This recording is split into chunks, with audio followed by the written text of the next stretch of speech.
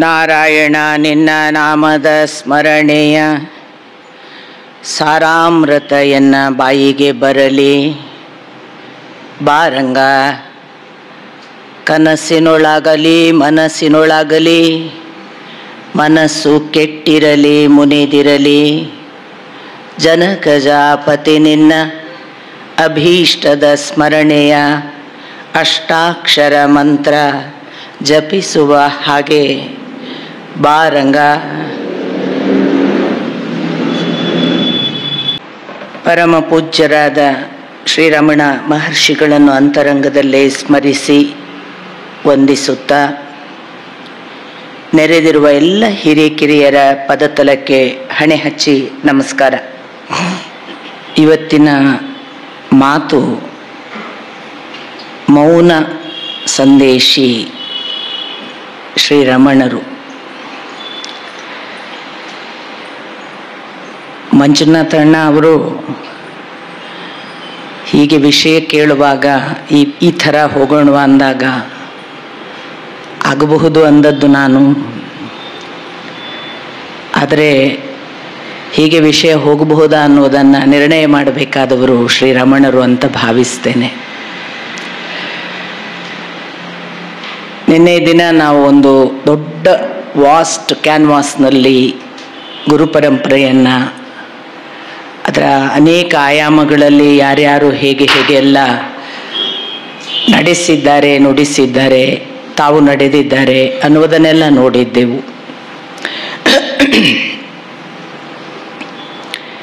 ಒಂದು ದೃಷ್ಟಿಯಿಂದ ನಾನು ನಿನ್ನೆ ದಿನ ಹೇಳುವಾಗ ಒಂದು ಅವಧೂತ ಪರಂಪರೆ ಕೂಡ ಇದೆ ಗುರು ಮಾರ್ಗದಲ್ಲಿ ಅನ್ನುವುದನ್ನು ಉಲ್ಲೇಖ ಮಾಡಿದ್ದೆ. ಆ ಅವಧೂತ ಪರಂಪರೆಗೆ ಬಹಳ ವಿಭಿನ್ನವಾದ ಸಾಮಾನ್ಯ ಗುರು ಪರಂಪರೆಯ ಮಾದರಿಗಳಲ್ಲದ ಗುಣಲಕ್ಷಣಗಳಿರುವುದನ್ನು ಕೂಡ ನಾನು ನಿನ್ನೆ ದಿನ ನಿಮಗೆ ಉಲ್ಲೇಖ ಮಾಡಿದ್ದೇನೆ. ಶ್ರೀರಮಣರ ಒಂದು ಬಹಳ ಆಶ್ಚರ್ಯಕಾರಕವಾದ ವಿಷಯ ಏನು ಅಂತಂದರೆ, ನಾವೆಲ್ಲ ನೋಡಿದ ಹಾಗೆ ಒಬ್ಬ ಗುರು ಒಬ್ಬ ಶಿಷ್ಯನನ್ನು ದೀಕ್ಷೆ ಕೊಟ್ಟು ಉದ್ಧರಿಸುವಾಗ, ಅಥವಾ ಒಬ್ಬ ಗುರು ಒಬ್ಬ ಶಿಷ್ಯನನ್ನು ತಾನೇ ಆಯ್ಕೆ ಮಾಡಿ ಅವನಿಗೆ ಗೊತ್ತೇ ಇಲ್ಲದಿದ್ರೂ ನಿನ್ನಲ್ಲಿ ಸಾಮರ್ಥ್ಯ ಇದೆ ಅಂತ ಎತ್ತಿಕೊಳ್ಳುವಾಗ, ವಿದ್ಯಾಕಾಂಕ್ಷಿಯಾಗಿ ಉಪನೀತನಾಗಿ ಬಂದ ಒಬ್ಬ ಹುಡುಗ ವಿದ್ಯಾಭ್ಯಾಸವನ್ನು ಕಲಿಯುವ ವಿದ್ಯಾರ್ಥಿಯಾಗಿದ್ದಾಗ ಆಗಬಹುದಾದ ಯಾವ ಸಾಧ್ಯತೆಗಳೂ ಕೂಡ ರಮಣರ ವಿಷಯವಾಗಿ ಹೇಳೋದಿಕ್ಕಾಗೋದಿಲ್ಲ. ಒಂದು ತಮಿಳುನಾಡಿನ ತಿರುಚಿ ಎನ್ನುವ ಕುಟುಂಬದಲ್ಲಿ ಒಬ್ಬ ಮಗನಾಗಿ ಹುಟ್ಟಿದ ಪುಟ್ಟ ಬಾಲಕ ವೆಂಕಟರಾಮನ್ ಈ ಮಟ್ಟದ ಭಗವಾನ್ ಶ್ರೀರಮಣರು ಅನ್ನಿಸಿಕೊಳ್ಳುವ ಹಂತಕ್ಕೆ ಬೆಳೆದ ಒಂದು ನಡೆಯನ್ನು ನೋಡಿದರೇನೆ ಇದು ಎಲ್ಲಿಯೋ ಏನೋ ಒಂದು ಪೂರ್ವದಲ್ಲಿ ನಮ್ಮ ಜೀವಕ್ಕೆ ಸಂಸ್ಕಾರ ಆದರೆ ನಾವು ಇವತ್ತು ಹೀಗೆ ನಡೀತೇವೆ, ಪೂರ್ವವಾಸನೆಗಳು ಕಾರಣ ಎಲ್ಲ ಅಂತೇವಲ್ಲ, ಆ ಥರದ್ದೇನಾದರೂ ಉಂಟಾ ಅನ್ನುವ ಹಾಗೆ ಭಾಸ ಆಗ್ತದೆ. ಸರಿಯಾಗಿ ನೋಡಿದರೆ ಶ್ರೀರಮಣರಿಗೆ ಒಂದು ಎಳೆಯ ರೂಪದಲ್ಲಿ ಗಮನಿಸಬಹುದಾದ ಸಾಧ್ಯತೆ ಅಂತಂದರೆ, ಅವರ ಪೂರ್ವಜರು ಅವರ ಮನೆಗೆ ಬಂದ ಒಬ್ಬ ಭಿಕ್ಷುಕನಿಗೆ ಭಿಕ್ಷೆ ಹಾಕದ ಕಾರಣವಾಗಿ ಆ ಭಿಕ್ಷುಕ ಶಪಿಸಿದ್ದ ಅಂತ ಒಂದು ತಲೆಮಾರಿನಿಂದ ಬಂದ ಮಾತು. ಏನು ಶಾಪ ಕೊಟ್ಟಿದ್ದ, ಶಪಿಸಿದ್ದ ಆ ಭಿಕ್ಷುಕ ಅಂತಂದ್ರೆ, ನನಗೆ ಭಿಕ್ಷೆ ಹಾಕದ ಕಾರಣ ನಿಮ್ಮ ಕುಟುಂಬದ ಪ್ರತಿ ತಲೆಮಾರಿನಲ್ಲೊಬ್ಬ ಭಿಕ್ಷೆ ಬೇಡುವ ಸನ್ಯಾಸಿ ಆಗಲಿ ಅಂತ. ಎಷ್ಟೋ ಬಾರಿ ಶಾಪ ಅನುಗ್ರಹ ಆಗ್ತದೇನೋ ಅನ್ನುವ ಹಾಗೆ ನಮಗೆ ಅಂಥದ್ದೊಂದು ಕುಟುಂಬದಲ್ಲಿ ರಮಣರು ಕಾಣಿಸಿದ್ರು. ಅವರ ಪೂರ್ವಜರು ಚಿಕ್ಕಪ್ಪ ಹೀಗೆ ಇದ್ದರು ಅಂತಂದರೆ, ಯಾವ ರಮಣರ ತಂದೆಯ ತಮ್ಮ ಅವರು ಹೀಗೆ ಹೋಗಿದ್ರು, ಅವರು ಕೂಡ ಸನ್ಯಾಸಿ ಆಗಿದ್ರು ಅನ್ನೋ ಒಂದು ಉಲ್ಲೇಖ ಕೂಡ ಬರುತ್ತೆ. ಈ ರಮಣರ ತಂದೆಯ ಚಿಕ್ಕಪ್ಪ ಹಾಗೆ ಹೋದಾಗ ಅದು ಲೇಟೆಸ್ಟ್ ಸನ್ಯಾಸ, ಅದಕ್ಕೆ ಪೂರ್ವದಲ್ಲಿ ಏನಾಗಿದೆ ಅಂತ ನಮಗೆ ಗೊತ್ತಿಲ್ಲ, ಉಲ್ಲೇಖ ಇಲ್ಲ. ಆದರೆ ಈ ಹುಡುಗ ತುಂಬ ಚಿಕ್ಕ ಬಾಲಕನಿರುವಾಗದಿಂದ ತಾನು ಶಾಲೆಗೆ ಹೋಗುವ 8-9ನೇ ಕ್ಲಾಸಿನ ಒಳಗಿನ ಅವಧಿಯಲ್ಲಿ ಅಲ್ಲಲ್ಲಿ ಕಣ್ಮುಚ್ಚಿ ಧ್ಯಾನಕ್ಕೆ ಕೂತ್ಕೊಳ್ಳೋ ಒಂದು ಪರಿಪಾಠದ ಹಾಗೆ ಕಣ್ಮುಚ್ಚಿ ಕೂತ್ಕೊಳ್ತಿದ್ದ ಅನ್ನೋದು ಗೊತ್ತಾಗುತ್ತೆ. ಅವರ ಅಣ್ಣ ಅವನನ್ನು ಛೇಡಿಸುವುದು ಏನು ಇದೆಲ್ಲ ಅಂತ ಇಂಥ ಉಲ್ಲೇಖಗಳು ಗೊತ್ತಾಗ್ತವೆ. ಆದರೆ ಆ ಹುಡುಗನಿಗೆ ಯಾಕೆ ಹಾಗೆ ಕೂತ್ಕೊಳ್ಳಿಕ್ಕೆ ಪ್ರೇರಣೆ ಗೊತ್ತಾಗುವುದಿಲ್ಲ. ಏನು ಅಂಥ ಅಂದರೆ ಶ್ರೀಮಂತ ಕುಟುಂಬದ ಹಾಗೆ ತುಂಬ ಚೆನ್ನಾಗಿ ಬೆಳೆಸಿದ್ರು ಅವರ ಅಪ್ಪ ಎಲ್ಲ. ಆದರೆ ಅಪ್ಪ ತೀರಿಕೊಂಡ ಮೇಲೆ ಅಮ್ಮ ಮತ್ತು ಈ ಮಕ್ಕಳೇ ಬೆಳೆಯುವಂಥ ಪ್ರಸಂಗ ಬಂದಾಗಲೂ ಕೂಡ ಈ ವೆಂಕಟರಾಮನ್ ಈ ಥರ ಯಾಕೆ ಕೂತ್ಕೊಳ್ತಿದ್ದ ಗೊತ್ತಾಗೋದಿಲ್ಲ. ಒಬ್ಬ ಪುಟ್ಟ ಬಾಲಕನಿಗೆ ಒಂದು ದಿನ ತಾನಿನ್ನು SSLC ಕೂಡ ಪರೀಕ್ಷೆ ಬರೆದಿಲ್ಲ ಅಂತಹ ಹುಡುಗನಿಗೆ ಒಂದು ದಿನ ಯಾವುದೋ ಒಂದು ಸಾವಿನ ಭಯ ಕಾಡುತ್ತೆ.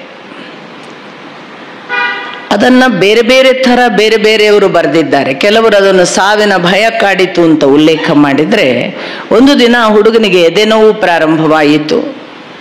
ಇನ್ನು 15ರ ಒಳಗಿನ ಹುಡುಗ ಆಗಾಗ್ಗೆ ಧ್ಯಾನಕ್ಕೆ ಕೂತ್ಕೊಳ್ತಿದ್ದಂತಹ ಆ ಪುಟ್ಟ ಬಾಲಕ ತನಗೆ ಉಂಟಾದ ಎದೆನೋವಿನ ತೀವ್ರ ಆ ವೇದನೆಯ ಒಳಗೆ ತಾನು ಮುಳುಗಿ ಈ ವೇದನೆ ಎಲ್ಲಿಗೆ ಹೋಗ್ತದೆ ಅಂತ ನೋಡ್ತಾ ನೋಡ್ತಾ ಈ ವೇದನೆಯ ಮೂಲದ ಬಳಿಗೆ ಬಂದಾಗ ಅವನಿಗೆ ಈ ನೋವು ಇದು ಸಾಮಾನ್ಯ ನೋವಲ್ಲ, ನಾನೀಗ ಸತ್ತು ಹೋಗ್ತೇನೆ, ಇಲ್ಲವಾಗ್ತೇನೆ, ನನಗೆ ಈಗ ಕೊನೆಯ ಕ್ಷಣಗಳು ಬಂದಿವೆ ಅನ್ನೋ ಅನುಭವವನ್ನು ಕೊಟ್ಟಿತು. ಆಗ ಆ ರಮಣರು ಅನ್ನಿಸಿಕೊಂಡಿದ್ದಂತಹ ಅಥವಾ ಆ ಬಳಿಕ ಕರೆಸಿಕೊಂಡಂತಹ ವೆಂಕಟರಾಮನ್ ಅದರ ಮೂಲ ಶೋಧಕ್ಕೆ ಹೋದವನಿಗೆ ಒಂದು ಪ್ರಶ್ನೆ ಬರುತ್ತೆ. ನಾನು ಸಾಯುವುದು ಅಂದರೆ ಏನು? ಇಲ್ಲವಾಗುವುದು ಅಂದರೆ ಎಲ್ಲಿಗೆ ಹೋಗ್ತೇನೆ? ಹೋದರೆ ಮತ್ತೆ ನಾನು ಅನ್ನುವುದು ಯಾರು? ಹಾಗಾದ್ರೆ ಇಲ್ಲಿಗೆ ಬಂದವನು ಇಲ್ಲವಾಗುವುದು ಅಂದರೆ ಈಗ ಇದ್ದವನು ಯಾರು? ಇಲ್ಲವಾದ ಬಳಿಕ ಉಳಿಯುವವನು ಯಾರು? ಅಥವಾ ಇಲ್ಲ ಅನ್ನುವುದು ಶಾಶ್ವತವಾದ ಅವಸ್ಥೆಯೇ? ಈ ಥರದ ಒಂದು ಪ್ರಶ್ನೆಯನ್ನು ತನಗೆ ತಾನೇ ಕೇಳ್ಕೊಳ್ತಾ ಇರುವ ಸಂದರ್ಭದಲ್ಲಿ ಮನೆಯಲ್ಲಿ ಅಣ್ಣ ಒಂದು ನಿರ್ದಿಷ್ಟ ಜವಾಬ್ದಾರಿಯನ್ನು ಕೊಟ್ಟು ಅಲ್ಲೊಂದು 5 ರೂಪಾಯಿಯನ್ನು ಫೀಸ್ ಕಟ್ಟಲಿಕ್ಕೆ ತನ್ನ ಸಲುವಾಗಿ, ಶಾಲೆಗೆ ಹೋಗುವಾಗ ಇವತ್ತು ನೀನು ನನ್ನ ಫೀಸ್ ಕಟ್ಟಬೇಕು ಅಂತ ಹೇಳಿ ಆದೇಶಿಸಿದ ಹೊತ್ತಿನಲ್ಲಿ ಅದೇ 5 ರೂಪಾಯಿಯನ್ನು ತೆಗೆದುಕೊಂಡು ಒಳಗೊಂದು ಪುಲ್, ತಿರುವಣ್ಣಾಮಲೈ ಆ ದೇವರ ಪುಲ್, ಅಲ್ಲಿಗೆ ಹೋಗಬೇಕು ಅನ್ನುವ ಒಂದು ತುಡಿತ. ಹುಡುಗನಿಗೆ ಹೋಗಬೇಕು ಹೇಗೆ ಗೊತ್ತಿಲ್ಲ. ಆದರೆ ಅವನು ಅಲ್ಲೇ ಇರುವ ಒಂದು ಪುಟ್ಟ ರೈಲ್ವೆ ಗೈಡನ್ನು ನೋಡಿ ಸಮೀಪದ ಸ್ಟೇಷನ್ ಯಾವುದು ಅಂತ ಅರ್ಥ ಮಾಡಿಕೊಂಡು ಅದಕ್ಕೆ ಟಿಕೆಟ್ ಮಾಡ್ಕೊಂಡು ಹೋಗುವುದು ಅಂತ ಮನೆಯಿಂದ ಹೊರಗೆ ಬೀಳ್ತಾನೆ ತನ್ನ 15ರ ಪೂರ್ವದಲ್ಲಿ. ಹಾಗೆ ಹೋಗುವ ಹುಡುಗ ರೈಲ್ವೆ ಒಳಗೆ ಕೂತಿದ್ದಾಗ ಯಾರೋ ಒಬ್ಬ ಈ ಸಹ ಪ್ರಯಾಣಿಕ ಎಲ್ಲಿಗೆ ಹೋಗ್ತಿ ಕೇಳಿದಾಗ ಮಾತು ಬಂದು, ತಿರುವಣ್ಣಾಮಲೈಗೆ ಹೋಗ್ಬೇಕಾದ್ರೆ ನೀನು ಆ ಸ್ಟೇಷನ್ಗೆ ಇಳಿಬೇಡ, ಇಲ್ಲಿ ಇಳಿ, ಇಲ್ಲಿಂದ ನಂತರ ಹೀಗೆ ಹೋಗು ಅಂತ ಅವನು ಮಾರ್ಗದರ್ಶನ ಮಾಡಿ ಅಲ್ಲಿಂದ ಅವನು ತಲುಪಿದ್ದು ತಿರುವಣ್ಣಾಮಲೈ ಅನ್ನುವ ಜಾಗವನ್ನು ಅಂತ ಹೇಳುವಾಗ ಕರೆದುಕೊಳ್ಳಬೇಕಾದ ಜಾಗಕ್ಕೆ ಕರೆಸಿಕೊಳ್ತಾನೆ ಅನ್ನುವ ಹಾಗೆ ಇವನು ಹೋಗ್ತಾನೆ. ಹಾಗೆ ಹೋದ ರಮಣರಿಗೆ ತನ್ನ ಪಾಡಿಗೆ ತಾನು ಏಕಾಂತದಲ್ಲಿ ಕಣ್ಣು ಮುಚ್ಚಿ ಕೂತುಕೊಳ್ಳುವ ಒಂದು ಸ್ಥಿತಿ ಬರುತ್ತೆ. ಇದಕ್ಕೆ ಪೂರ್ವದಲ್ಲೊಂದು ಬಹಳ ವಿಶೇಷವಾದ ಅವರ ಬಾಲ್ಯದ ಲಕ್ಷಣವನ್ನು ಅವರು ಬೇರೆ ಬೇರೆ ಕಡೆ ಹೇಳಿಕೊಂಡಿದ್ದಾರೆ. ಏನು ಬಾಲಕನಾಗಿದ್ದಾಗ ಇವರದೊಂದು ವಿಶೇಷತೆ, ಇವರು ಮಲ್ಕೊಂಡ್ರೆ ಹೆಣದ ಹಾಗೆ, ಹೊಡೆದ್ರೆ ಗೊತ್ತಿಲ್ಲ, ಎತ್ಕೊಂಡೋಗಿ ಎಲ್ಲೋ ಹೋಗಿ ಏನೋ ಮಾಡಿ ಬಂದು ತಂದು ಮಲಗಿಸಿದ್ರೆ ಗೊತ್ತಿಲ್ಲ, ಆ ಪರಿ ನಿದ್ದೆ. ನಿದ್ದೆ ಮಾಡೋರಿಗೆ ಒಂದು ಒಳ್ಳೆಯ ಪ್ರೇರಣೆ, ಒಂದು ಮಾಡೆಲ್. ಚೆನ್ನಾಗಿ ನಿದ್ದೆ ಮಾಡಿದರೆ ಏನಾಗುತ್ತೆ ಅನ್ನೋದಕ್ಕೆ ರಮಣರು ಒಂದು ಒಳ್ಳೆಯ ಉದಾಹರಣೆ. ನಿದ್ದೆ ಎನ್ನುವುದು ನಾವು ಎಷ್ಟು ಎಚ್ಚರವನ್ನು ಮರೆತು, ಅದು ಕನಸು ಅಲ್ಲದ, ಜಾಗೃತಿಯೂ ಅಲ್ಲದ, ಸುಷುಪ್ತಿಯೂ ಅಲ್ಲದ ತುರಿಯ ಸ್ಥಿತಿಗೆ ಹೋಗಬೇಕು ಅಂತ. ಈ ತುರಿಯ ಅವಸ್ಥೆಯನ್ನು ಬಾಲ್ಯದಲ್ಲಿಯೇ ತನ್ನ ಗೊತ್ತೇ ಇಲ್ಲದ ಜೀವನ ಕ್ರಮವಾಗಿ ಅನುಭವಿಸಿದ್ದೆ ಅನ್ನೋದನ್ನು ರಮಣರು ಆ ಬಳಿಕ ಎಲ್ಲೆಲ್ಲೋ ಹೇಳುವಾಗ ಹೇಳಿಕೊಳ್ತಾರೆ. ಆ ಪರಿ ನಿದ್ದೆ ಮಾಡ್ತಿದ್ದೆ ಅಂತ. ಎಷ್ಟೋ ಮಂದಿಗೆ ಅವರು ದೈಹಿಕವಾಗಿ ಬಲಿಷ್ಠರಿದ್ರಂತೆ, ಹಾಗಾಗಿ ಪುಟ್ಟ ಬಾಲಕನಿಗೆ ಸಿಟ್ಟಿದ್ದವರಿಗೆಲ್ಲ ಅವ್ರು ಎಚ್ಚರ ಇರುವಾಗ ಹೊಡೆಯೋ ಧೈರ್ಯ ಆಗ್ತಿರ್ಲಿಲ್ಲ. ಅವರು ಮಲಗಿರುವಾಗ ಅವ್ರನ್ನ ಎತ್ಕೊಂಡೋಗಿ ಎಲ್ಲೋ ಗುಡ್ಡದಲ್ಲಿ ಹಾಕಿ ಹೊಡೆದು ಬಂದು ಮಲಗಿಸಿದ್ರೆ ಅವ್ರಿಗೆ ಗೊತ್ತಿರಲಿಲ್ಲ ಅಂತ. ಇದು ಅಂದರೆ ಅವರ ನಿದ್ದೆಯಲ್ಲಿ ಅವರು ಅಂಥದ್ದೊಂದು ಸಮಾಧಿಸ್ಥ ಅವಸ್ಥೆಗೆ ಹೋಗ್ತಿದ್ರು ಅನ್ನುವ ಸೂಚನೆ ಅವರ ಬಾಲ್ಯದಲ್ಲಿ ಕಾಣ್ತದೆ. ಅದರ ಮುಂದುವರಿದ ರೂಪವಾಗಿಯೋ ಅನ್ನುವ ಹಾಗೆ ಅವರು ಆ ಥರದ ಒಂದು ಸಮಾಧಿಸ್ಥ ಅವಸ್ಥೆಯ ನಿದ್ರೆಯ ನಿದ್ರೆ ಅಂತ ನಾವು ಭಾವಿಸುವ ಯಾವ ಧ್ಯಾನ ಅಷ್ಟಾಂಗ ಯೋಗದ ಕೊನೆಯ ಸ್ಥಿತಿಯನ್ನು ಹೇಳುತ್ತದೆ, ಅಂಥ ಪ್ರತ್ಯಾಹಾರ ಧಾರಣೆಯ ನಂತರದ ಸಮಾಧಿಸ್ಥ ಅವಸ್ಥೆಯನ್ನು ತಲುಪ್ತಿದ್ರು ಅಂತ ಕಾಣ್ತದೆ. ನೋವಿನ ಮೂಲ ಹುಡುಕೋದಿದೆಯಲ್ಲ, if you have a pain, just sink into it. If you are in sorrow, don't run away, encounter it, sink into it, you will come out with a good solution ಅಂತ Jiddu Krishnamurthy. You sink into it. There is a pain, just don't run away. You look at the pain, sink into it, be with it, become the pain, and you will be without pain afterwards ಅಂತ. ಇದು ಜಿಡ್ಡು ಕೃಷ್ಣಮೂರ್ತಿ ಹೇಳೋದು. The observer will become the observed ಅನ್ನೋದು ನಮ್ಮ ಇಡೀ ಅಧ್ಯಾತ್ಮ ಪರಂಪರೆಯ ಒಂದು ದ್ಯೋತಕ ಆಗುವ ಹಾಗೆ ಜಿಡ್ಡು ಕೃಷ್ಣಮೂರ್ತಿ ಕೊಡುವ ವ್ಯಾಖ್ಯಾನ. ಯಾವುದು ನೋಡುತ್ತಿದೆಯೋ ಆ ನೋಡಲ್ಪಡುತ್ತಿರುವುದು ನೋಡುತ್ತಿರುವುದೇ ಆಗಬೇಕು ಅಂತ. ನೋಡಲ್ಪಡುತ್ತಿರುವವನು ನೋಡುವುದೇ ಆಗಬೇಕು ಅಂದಾಗ ಏನನ್ನು ನೋಡುತ್ತಿದೆಯೋ ಅದೇ ಆಗಬೇಕು. ದ್ವಾಸುಪರ್ಣ ಸಯುಜ ಸಖಾಯ, ನಮ್ಮ ಉಪನಿಷತ್ತು ಹೇಳುತ್ತಲ್ಲ, ಒಂದೇ ಮರದಲ್ಲಿ 2 ಹಕ್ಕಿಗಳಿವೆ. ಆ 2 ಹಕ್ಕಿಗಳಲ್ಲಿ ಒಂದು ಮೇಯ್ತಾ ಇದೆ, ಒಂದು ತನ್ನ ಪಾಡಿಗೆ ಇದೆ. ಈ ಮೇಯುವ ಹಕ್ಕಿ ಎಂದೂ ಕೂಡ ತಾನು ತನ್ನನ್ನು ನೋಡುವ ಹಕ್ಕಿಯ ಕಡೆಗೆ ಮುಖನೇ ಮಾಡಲ್ಲ. ಯಾವಾಗ ತಿನ್ನುವ ಕೆಲಸವನ್ನು ಬಿಟ್ಟು ಈ ಹಕ್ಕಿ ನೋಡುವ ಹಕ್ಕಿಯ ಕಡೆಗೆ ಮುಖ ಮಾಡಿತೋ, ಒಂದು ದಿನ ನಿರಂತರವಾಗಿ ತನ್ನ ಕಡೆಗೆ ಇದು ಇಂದಲ್ಲ ನಾಳೆ ನೋಡೀತು ಅಂತ ನೋಡುವ ಹಕ್ಕಿಯನ್ನು ಈ ತಿನ್ನುವ ಹಕ್ಕಿ ಯಾವುದೋ ಒಂದು ಶಾಕಿಗೋ, ಯಾವುದೋ ಒಂದು ಘಟನೆಯ ಪರಿವರ್ತನೆಗೋ, ಯಾವುದೋ ಅಪರೂಪದ ಸನ್ನಿವೇಶಕ್ಕೂ ಚಕ್ ಅಂತ ಹೀಗೆ ನೋಡಿದರೆ, ಮೀಟಿಂಗ್ ಪಾಯಿಂಟ್ ಸಂಭವಿಸಿದರೆ, ಆ ನೋಡುತ್ತಿರುವ ಕಣ್ಣನ್ನು ಈ ತಿನ್ನುತ್ತಿರುವ ಹಕ್ಕಿಯ ಕಣ್ಣು ಮೀಟಾದರೆ, ನಾನು ನಿನ್ನನ್ನು ನೋಡುವ ಮುನ್ನ ನೀನೇನಾಗಿದ್ದೆ ಹೇಳ? ನಾನು ನಿನ್ನನ್ನು ನೋಡುವ ಮುನ್ನ ನೀನು ಏನಾಗಿದ್ದೆ ಹೇಳ? ನೀನು ಏನಾಗಿದ್ದೆ ಎಂಬುದನ್ನು ತಿಳಿಯದಂತೆ ಬಾಯಿ ಮುಚ್ಚಿಕೊಂಡಿದ್ದೆ ಎಂಬುದನ್ನು ನಾನು ಕಂಡೆ. ನಾನು ನಿನ್ನನ್ನು ಅರಿದ ಬಳಿಕ ನೀನು ನಿನ್ನನ್ನು ತಿಳಿಸುವ ಮಾತನಾಡಿದರೆ ನಾಚಿದೆನಯ್ಯ. ನಾನು ನಿನ್ನನ್ನು ಅರಿದ ಬಳಿಕ ನೀನು ನಿನ್ನನ್ನು ತಿಳಿಸುವ ಮಾತನಾಡಿದರೆ ನಾಚಿದೆನಯ್ಯ. ನನ್ನನ್ನು ಕಾಂಬ ನಿನಗೆ, ನಿನ್ನನ್ನು ಕಾಂಬ ನನಗೆ, ಸಂಚದ ನೋಟ ಒಂದೇ ನೋಡ ಗುಹೇಶ್ವರ. ನನ್ನನ್ನು ಕಾಂಬ ನಿನಗೆ, ನಿನ್ನನ್ನು ಕಾಂಬ ನನಗೆ, ಸಂಚದ ನೋಟ ಒಂದೇ ನೋಡ ಗುಹೇಶ್ವರ. ಆದರೆ ಈ ಸಂಚದ ನೋಟ ಒಂದೇ ಅನ್ನೋದು ಗೊತ್ತಾಗೋದು ಯಾವ ಸ್ಥಿತಿಯಲ್ಲಿ ಅಂತಂದ್ರೆ, ಅದು ಈ ಥರ ರಮಣರು ಕೂತ್ರಲ್ಲ, ಅವರಿಗೆ ನೋವು ನೋವು ಅನ್ನುವವನು ಯಾರು? ಈ ನೋವು ಹುಟ್ಟಿತು ಎಲ್ಲಿ? ಈ ನೋವಿನ ಮುಕ್ತಾಯ ಎಲ್ಲಿ? ಇದು ಸಾವಿನಲ್ಲಿ ಮುಕ್ತಾಯವಾದರೆ ಈ ನೋವು ಅಂದವನು ಸಾವಿನ ಜೊತೆಗೆ ಇಲ್ಲವಾಗ್ತಾನ? ಈ ಸಾವಿನಲ್ಲಿ ಇಲ್ಲವಾಗ್ತಾನಾದ್ರೆ ಎಲ್ಲಿ ಹೋಗ್ತಾನೆ ಅನ್ನುವ ಸಮಾಧಿಸ್ಥ ಅವಸ್ಥೆಯ ನಿರಂತರ ಅನುಸಂಧಾನದಲ್ಲಿ, ಯಾವ ಮಟ್ಟದ ಸಮಾಧಿಸ್ಥ ಅವಸ್ಥೆ ಅಂದ್ರೆ, ನಾವೆಲ್ಲ ಸತ್ತ ಮೇಲೆ ಸಮಾಧಿ ನಮಗೆ ಮಾಡುವುದು, ಆದರೆ ನಿಜವಾಗಿ ಸಮಾಧಿ ಆಗ್ಲಿಕ್ಕಿರೋದು ಜೀವಂತ. ನಾವು ಜೀವಂತ ಸಮಾಧಿ ಅಂತ ಹೇಳುವ ಒಂದು ಪ್ರಕ್ರಿಯೆ ಇದೆ, ಅದು ಕೂಡ ಅಲ್ಲ. ಇದು ದೈಹಿಕವಾಗಿ ಎಲ್ಲ ಅವಯವಗಳು, ಎಲ್ಲ ಎಚ್ಚರಗಳು ಇದ್ದಾಗ ಆಗುವಂತಹ ಒಂದು ಆಂತರಂಗಿಕ ಸಮಾಧಿಸ್ಥ ಅವಸ್ಥೆ.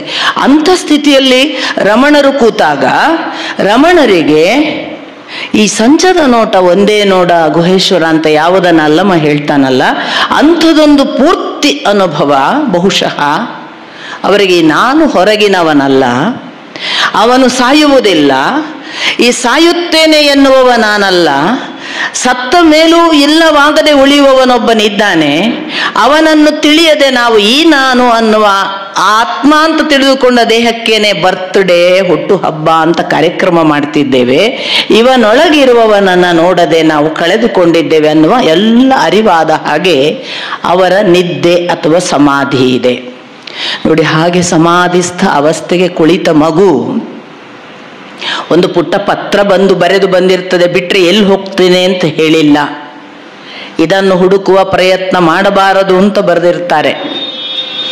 ಇದಕ್ಕಾಗಿ ಹುಡುಕಬಾರದು, ಇದಕ್ಕಾಗಿ ಹುಡುಕುವ ಪ್ರಯತ್ನಕ್ಕೆ ವ್ಯರ್ಥ ಖರ್ಚು ಮಾಡಬಾರದು, ಎಲ್ಲ ಇದು ಅಂತ. ಇದು ಎಲ್ಲಿಗೆ ಹೋಗಿದೆ ಅಂದ್ರೆ ಅವನ ಆದೇಶವನ್ನು ಅನುಸರಿಸಿ ಈ ನಾನು ಹೊರಟಿದ್ದಾನೆ ಅಂತ.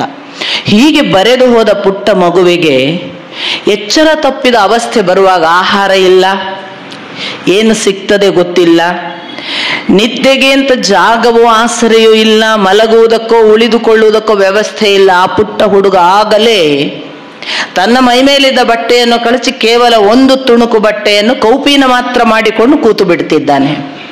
ಕೂತದ್ದು ಹೇಗೆ ಅಂದಾಗ ಕೆಲವು ಸಂದರ್ಭಗಳಲ್ಲಿ ಆ ಹುಡುಗನಿಗೆ ಪುಟ್ಟ ಬಾಲಕ ಕೂತ್ಕೊಂಡು ಕೂಡಲೇ ಇತರ ಪುಟ್ಟ ಬಾಲಕರಿಗೆ 15 ವರ್ಷದ ಹುಡುಗರಿಗೆಲ್ಲ ಒಂಥರ ಕಿಡಿಗೇಡಿತನಕ್ಕೆ ಒಳ್ಳೆಯ ಆಹಾರ ಆಗ್ತಾನೆ ಅವನು. ಎಲ್ಲ ನಮ್ಮ ಹಾಗೆ ಆಡ್ಬೇಕಾದ ಹುಡುಗ ಇವನೇನು ಹೆಂಗೆ ಕೂತಿದ್ದಾನೆ ಅಂತ.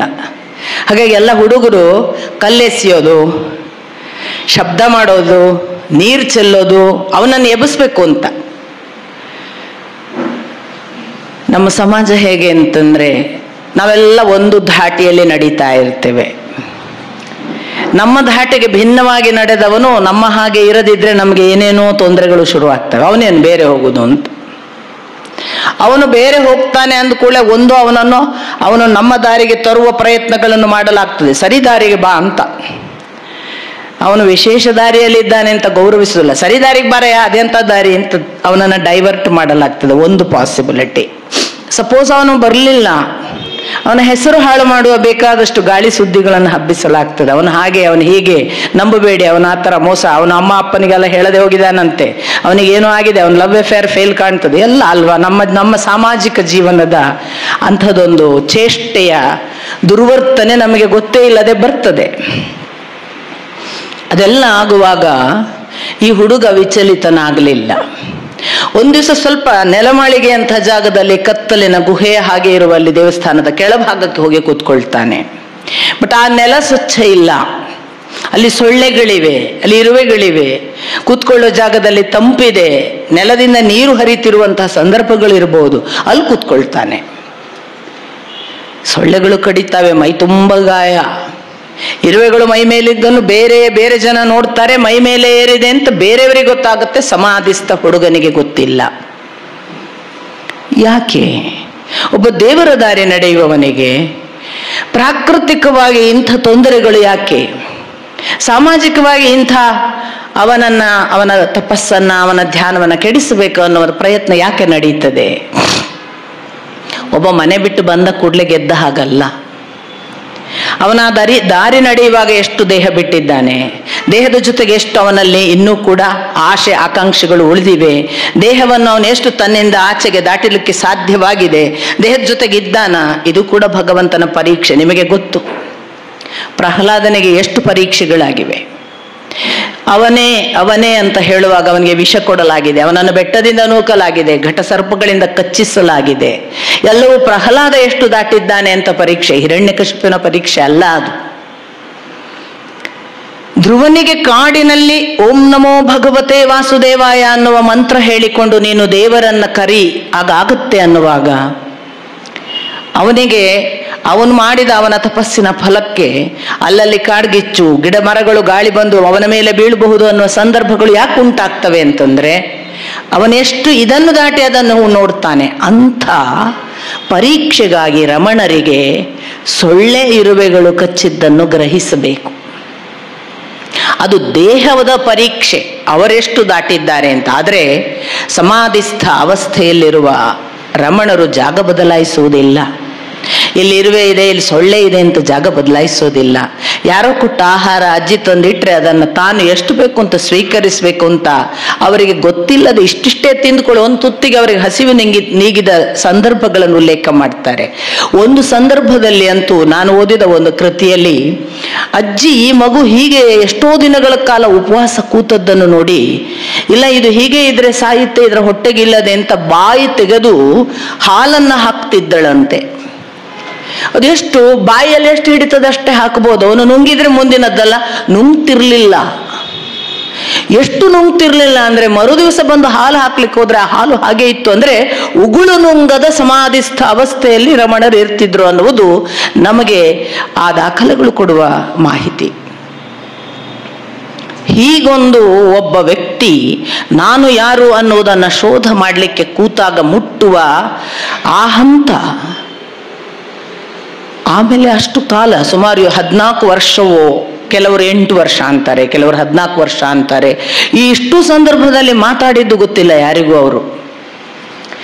ಅವರು ಮಾತಾಡಿದ್ರೆ ಅವರ ಜೊತೆಗೆ ಒಬ್ಬ ಪಳನಿಸ್ವಾಮಿ ಅಂತ ನೋಡಿ, ಅವರ ಜೊತೆಗೆ ಹೀಗೆ ಕಲ್ಲು ಯಾರೋ ಮಕ್ಕಳು ಹೊಡೆಯುವಾಗ, ಅವರ ಮೈಗೆಲ್ಲ ಇರುವೆ ಮುತ್ತುವಾಗ, ಅವರ ಹತ್ರ ಯಾವುದೋ ತೊಂದರೆಗಳಾಗುವಾಗ ರಕ್ಷಣೆಗೆ ಅನ್ನುವ ಹಾಗೆ ಗೊತ್ತೇ ಇಲ್ಲದೆ ಒಬ್ಬ ಪಳನಿಸ್ವಾಮಿ ಅನ್ನುವ ಅಲ್ಲಿ ಆವಿರ್ಭವಿಸ್ತಾನೆ. ನಾನು ಆವಿರ್ಭಾವ ಅನ್ನುವ ಶಬ್ದವನ್ನು ಉದ್ದೇಶಪೂರ್ವಕವಾಗಿ ಹೇಳ್ತಿದ್ದೇನೆ. ಭಗವಂತನ ದಾರಿಗೆ ಹೊರಟವನು ಮೈ ಮರೆತು ಭಗವಂತನ ತನ್ಮಯಾವಸ್ಥೆಯಲ್ಲಿ ಮುಳುಗಿದಾಗ ಅವನು ಇಂಥದೊಂದು ಸಾಮಾಜಿಕ ವ್ಯವಸ್ಥೆಯ ಒಳಗಿದ್ದರೆ ಅವನನ್ನು ಸಾಮಾಜಿಕ ವ್ಯವಸ್ಥೆಯ ಒಳಗೆ ಏನು ತೊಂದರೆ ಬಾರದಂತೆ ರಕ್ಷಿಸುವುದಕ್ಕಾಗಿಯೇ ಒಬ್ಬ ದೂತನನ್ನು ಭಗವಂತ ಕಳಿಸ್ತಾನೆ. ಇದು ಅನುಭವದ ಮಾತು. ಅನಾಥವಾಗಿ ದೇವರೇ ಈ ಗತಿ ಇನ್ಯಾರೂ ಇಲ್ಲ ನನಗೆ ಅನ್ನುವ ಸ್ಥಿತಿಯಲ್ಲಿ ಬಿದ್ದ ಒಬ್ಬನನ್ನ ಪಕ್ಕಾ ರಕ್ಷಿಸಲಿಕ್ಕೆ ಭಗವಂತ ಕಳಿಸ್ತಾನೆ. ಪಳನಿಸ್ವಾಮಿಗೆ ಏನೂ ಅಧ್ಯಾತ್ಮ ಗೊತ್ತಿಲ್ಲ, ಅವನೇನು ದೇವರ ದಾರಿ ನಡೆದವನಲ್ಲ, ಅವನೇನು ರಮಣರ ಸಂಬಂಧಿ ಅಲ್ಲ, ಅವನಿಗೆ ವೆಂಕಟರಾಮನ್ ಯಾಕೆ ಕೂತಿದ್ದಾನೆ ಗೊತ್ತಿಲ್ಲ. ಆದರೆ ಅವನ ಒಳಗೊಂದು ಪುಲ್, ಹೋಗು ಅವನನ್ನು ರಕ್ಷಣೆ ಮಾಡು. ಇಡೀ ಜೀವಮಾನವನ್ನು ತನ್ನ ಎಲ್ಲ ಕೈಂಕರ್ಯಗಳನ್ನು ಬಿಟ್ಟು ಬದುಕನ್ನೇ ಅವರಿಗಾಗಿ ಸವೆಸಿದ ಹಾಗೆ ರಮಣರ ಜೊತೆಗೆ ಪಳನಿಸ್ವಾಮಿ ಬದುಕ್ತಾನೆ. ಅಲ್ಲಲ್ಲಿ ಪುಸ್ತಕಗಳನ್ನು ತಂದು ಕೊಡ್ತಾನೆ, ನಂಗೇನು ಗೊತ್ತಿಲ್ಲ, ಇದನ್ನು ಹೇಳಿ ಅದನ್ನು ಹೇಳಿ, ತಮಿಳಿನ ಯಾವುದೋ ಇನ್ಯಾವುದೋ ಭಗವದ್ಗೀತೆ ಮತ್ಯಾವುದೋ ಪುಸ್ತಕಗಳು ಇವರು ಅವನಿಗೆ ಓದಿ ಹೇಳುವ ಭರಾಟೆಯಲ್ಲಿ, ಅದ್ಯಾವುದೋ ಮಲಯಾಳಿ ಪುಸ್ತಕ, ಅದ್ಯಾವುದೋ ತಮಿಳು ಪುಸ್ತಕ ಅವನಿಗೆ ಓದಿ ಹೇಳ್ತಿದ್ರು. ಒಬ್ಬ ಪಳನಿಸ್ವಾಮಿ ನೆಪವಾಗಿ ತನ್ನ ಜೀವಿತಕ್ಕೆ ಒಬ್ಬ ಜೊತೆಗೆ ಕಾಯಲಿಕ್ಕಿದ್ದಾನೆ ಅನ್ನುವ ಭಾವ ಕೊಡೋದಿದೆಯಲ್ಲ, ರಮಣರೇ ಒಂದು ಕಡೆ ಹೇಳ್ತಾರೆ, ನೀವು ದೇವರ ದಾರಿಯನ್ನು ನಿರಂತರವಾಗಿ ಅನುಮಾನವಿಲ್ಲದೆ ಎಲ್ಲ ದೃಷ್ಟಿಯಿಂದಲೂ ಸಮರ್ಪಿಸಿಕೊಂಡು ನಡೆದರೆ ಆಗ ಅವನು ಬೇರೆ ಬೇರೆ ಸೂಚನೆಗಳ ಮೂಲಕ ನಿಮ್ಮನ್ನು ಕಾಯುತ್ತಾನೆ. ಈ ಬೇರೆ ಬೇರೆ ಸೂಚನೆಗಳ ಮೂಲಕ ನಿಮ್ಮನ್ನು ಕಾಯುತ್ತಾನೆ ಅನ್ನೋದಿದೆಯಲ್ಲ, ಅದು ನಮಗೆ ರಮಣರೇ ಹೇಳುವ ಹಾಗೆ ನಮಗೆ ಗೊತ್ತಾಗಲಿಕ್ಕೆ ಕೊಡುವಂತಹ ಭರವಸೆಯಂತೆ. ಭಗವಂತ ನೀನು ಬರ್ತಾ ಇರೋದು ಸರಿ ಇದೆ, ನಾನು ನಿನ್ನ ಜೊತೆಗಿದ್ದೇನೆ, ನೀನು ಹೀಗೆ ಮುಂದೆ ನಡಿ ಅನ್ನುವುದನ್ನು ಅವನಿಗೆ ಡೈರೆಕ್ಟ್ ಬಂದು ಹೇಳಕ್ಕಾಗಲ್ವಲ್ಲ. ಆಗ ಬಂದು ಒಬ್ಬ ನಿಂತ್ಕೊಂಡು ಅವನ ಪರೋಕ್ಷ ಒಂದು ರೂಪದ ಹಾಗೆ ನಮಗೆ ಓಹೋ ಭಗವಂತ ಬರಕ್ಕಾಗಲ್ಲ, ಇವನು ಬಂದಿದ್ದಾನೆ ಅನ್ನುವ ಹಾಗೆ ನಡೆಸ್ತಾನೆ ಅಂತ ಮನಸ್ಸನ್ನು ಹೇಗೆ ತನ್ನ ವಶ ಮಾಡಿಕೊಳ್ಳುವ ಅಥವಾ ಬೆಳೆಸುವ ಸಂದರ್ಭದಲ್ಲಿ ಮನುಷ್ಯ ಹೇಗೆ ತನ್ನನ್ನು ತಾನು ತಿದ್ದಿಕೊಳ್ಳುವಾಗ ಅದು ಬೇರೆ ಬೇರೆ ರೀತಿಯ ಸೂಚನೆಗಳ ಮೂಲಕ ನಾನು ಮನಸ್ಸು ನಡೆಸಿದ್ದು ಸರಿ ಇದ್ದರೆ ಸರಿ ಮತ್ತು ಸರಿ ಅಲ್ಲದಿದ್ದರೆ ಸರಿ ಅಲ್ಲ ಅನ್ನುವ ಸೂಚನೆಗಳು ಸಿಗ್ತವೆ ಅನ್ನೋದನ್ನು ಮುಂದೆ ಅವರು ನಾನು ಯಾರು ಅನ್ನುವ ಕೃತಿಯಲ್ಲಿ ಉಪದೇಶ ಸಾರದಲ್ಲಿ ಸತ್ಯ ದರ್ಶನದಲ್ಲೆಲ್ಲ ಹೇಳ್ತಾರೆ. ಒಬ್ಬ ಹುಡುಗ ಬ್ರಾಹ್ಮಣ ಸ್ವಾಮಿ ಅಂತ ಅನ್ನಿಸಿಕೊಳ್ಳುವ ಹಂತಕ್ಕೆ ಬಂದು ಬಿಡುತ್ತಾನೆ. ಇಂಥ ಅವಸ್ಥೆಯಲ್ಲಿ ಕೂತು ಬ್ರಾಹ್ಮಣ ಸ್ವಾಮಿ ಅಂತ ಅನ್ನಿಸಿಕೊಂಡ ಹುಡುಗನನ್ನ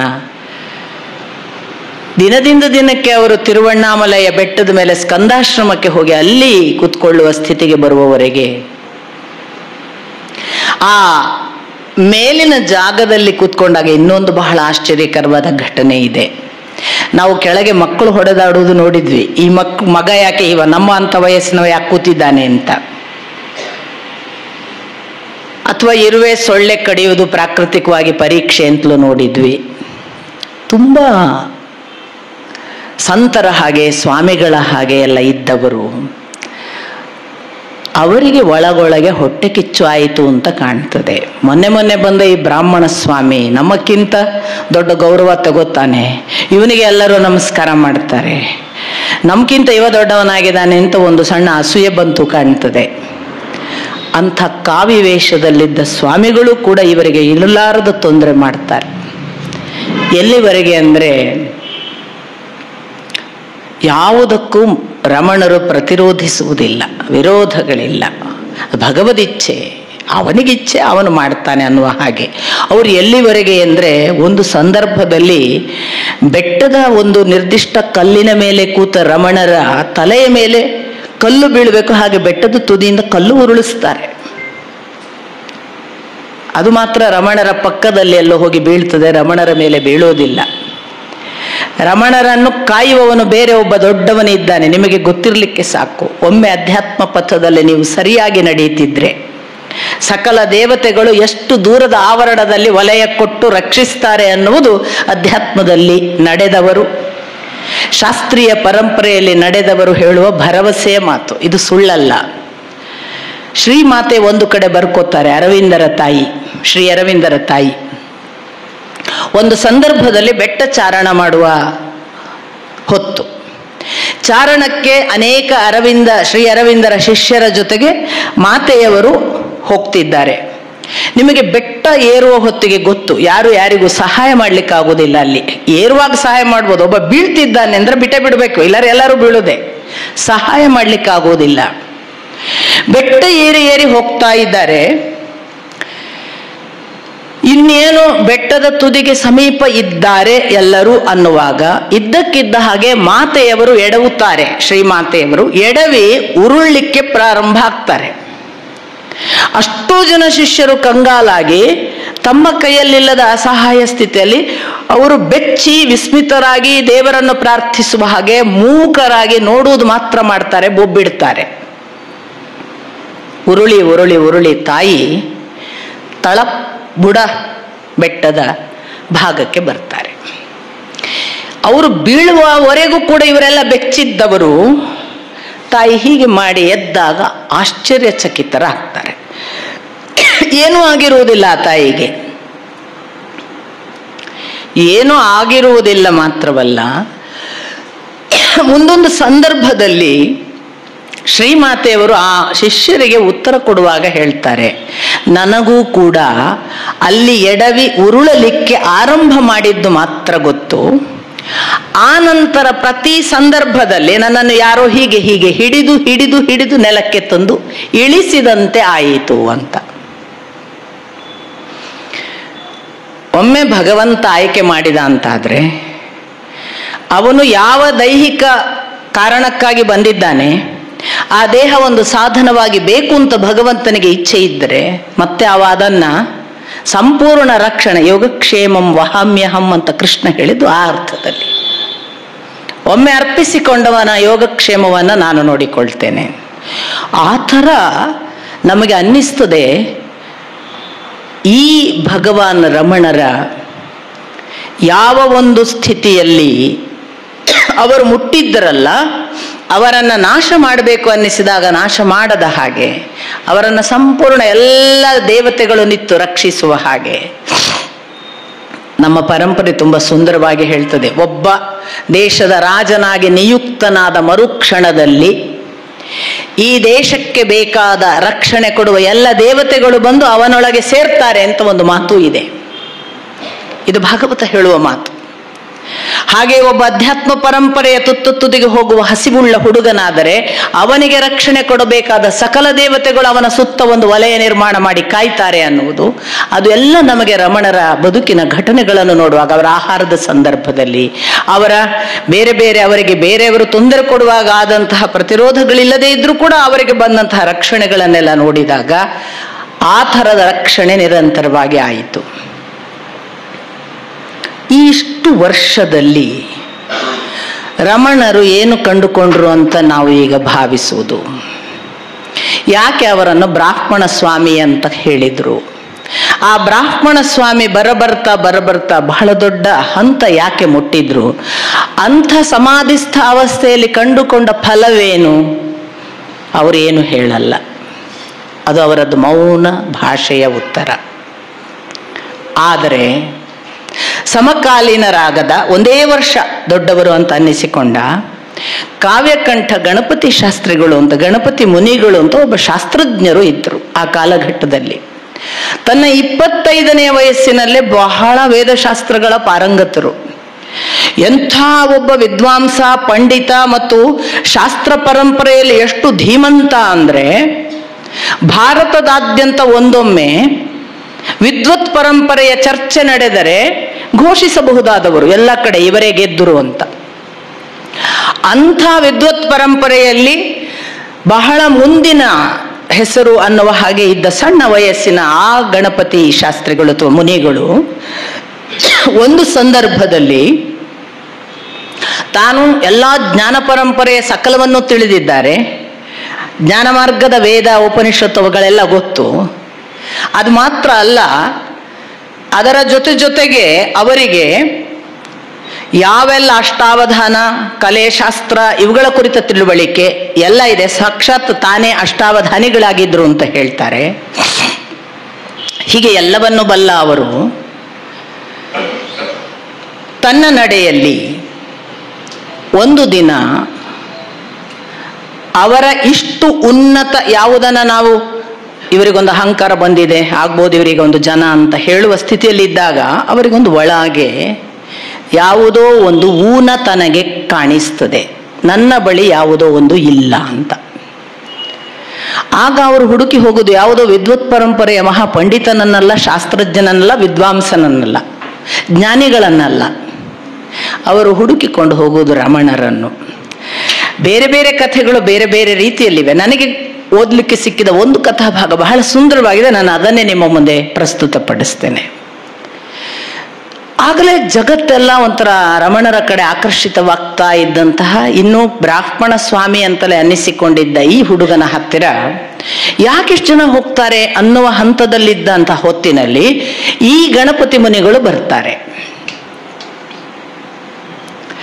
ಬಂದು ಅವರು ತೀರ್ಮಾನ ಮಾಡ್ತಾರೆ, ಇವನಿಗೆ ಬಹಳ ತಿಳುವಳಿಕೆ ಇದ್ರೆ ಇವನಿಗೆ ನನ್ನೊಳಗೆ ಏನು ಕೊರತೆ ಇದೆ ಅಂತ ಗೊತ್ತಾಗಬೇಕು, ನಾನು ಕೇಳಬಾರ್ದು. ಈ ಜ್ಞಾನ, ಈ ಪಂಡಿತತ್ವ ಎಲ್ಲ ಕೊಡುವುದೇ ಇಂಥ ಕೆಲಸಗಳನ್ನೇ, ತಲೆಗೆ ನೋಡೋ ಇವನಿಗೆ ಎಷ್ಟಿದೆ ನೋಡುವ ಅಂತ ಸಾಮರ್ಥ್ಯ. ಸೊ ಅವರು ಅಂಥದ್ದೊಂದು ಹಸಿವಿನಿಂದ ಅಥವಾ ಅಂಥದ್ದೊಂದು ಉದ್ದೇಶದಿಂದ ರಮಣರ ಮುಂದೆ ಕೂತ್ಕೊಳ್ತಾರೆ. ಎಷ್ಟು ಹೊತ್ತು ಸಾಧ್ಯವೋ ಅಷ್ಟು ಹೊತ್ತು ಕಣ್ಣಲ್ಲಿ ಕಣ್ಣಿಟ್ಟು ನೋಡ್ತಾರೆ. ನಿಮಗೆ ಗೊತ್ತು, ರಮಣರ ಕಣ್ಣು ಬೇರೆ ರೀತಿ, ನಿಮ್ಮ ಹಾಗಲ್ಲ. ರಮಣರ ಫೋಟೋದ ಮುಂದೆ ಎಲ್ಲಿ ಬೇಕಾದರೂ ಹೋಗಿ ನಿಂತ್ಕೊಳ್ಳಿ, ನಿಮ್ಮನ್ನೇ ನೋಡಿದ ಹಾಗೆ ಅನ್ನಿಸ್ತದೆ. ಫೋಟೋಗ್ರಫಿ ಟೆಕ್ನಿಕ್ನ ದೃಷ್ಟಿಯಿಂದ ತಂತ್ರಜ್ಞರು ಒಂದು ಮಾತು ಹೇಳ್ತಾರೆ, ಯಾವಾಗ ಫೋಟೋ ನಮ್ಮನ್ನೇ ನೋಡಿದ ಹಾಗಾಗುವುದು ಅಂತ ಕೇಳಿ ನೀವು.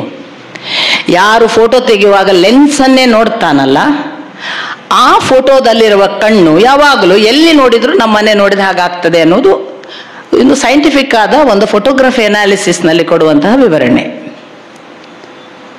ರಮಣರು ಎಲ್ಲಿ ಕೂಡ ಕ್ಯಾಮರಾಕ್ಕೆ ಪೋಸ್ ಕೊಟ್ಟಿರೋದಿಲ್ಲ. ರಮಣರು ಲೆನ್ಸ್ ನೋಡಿದ ಫೋಟೋಗಳಲ್ಲ ಅದು.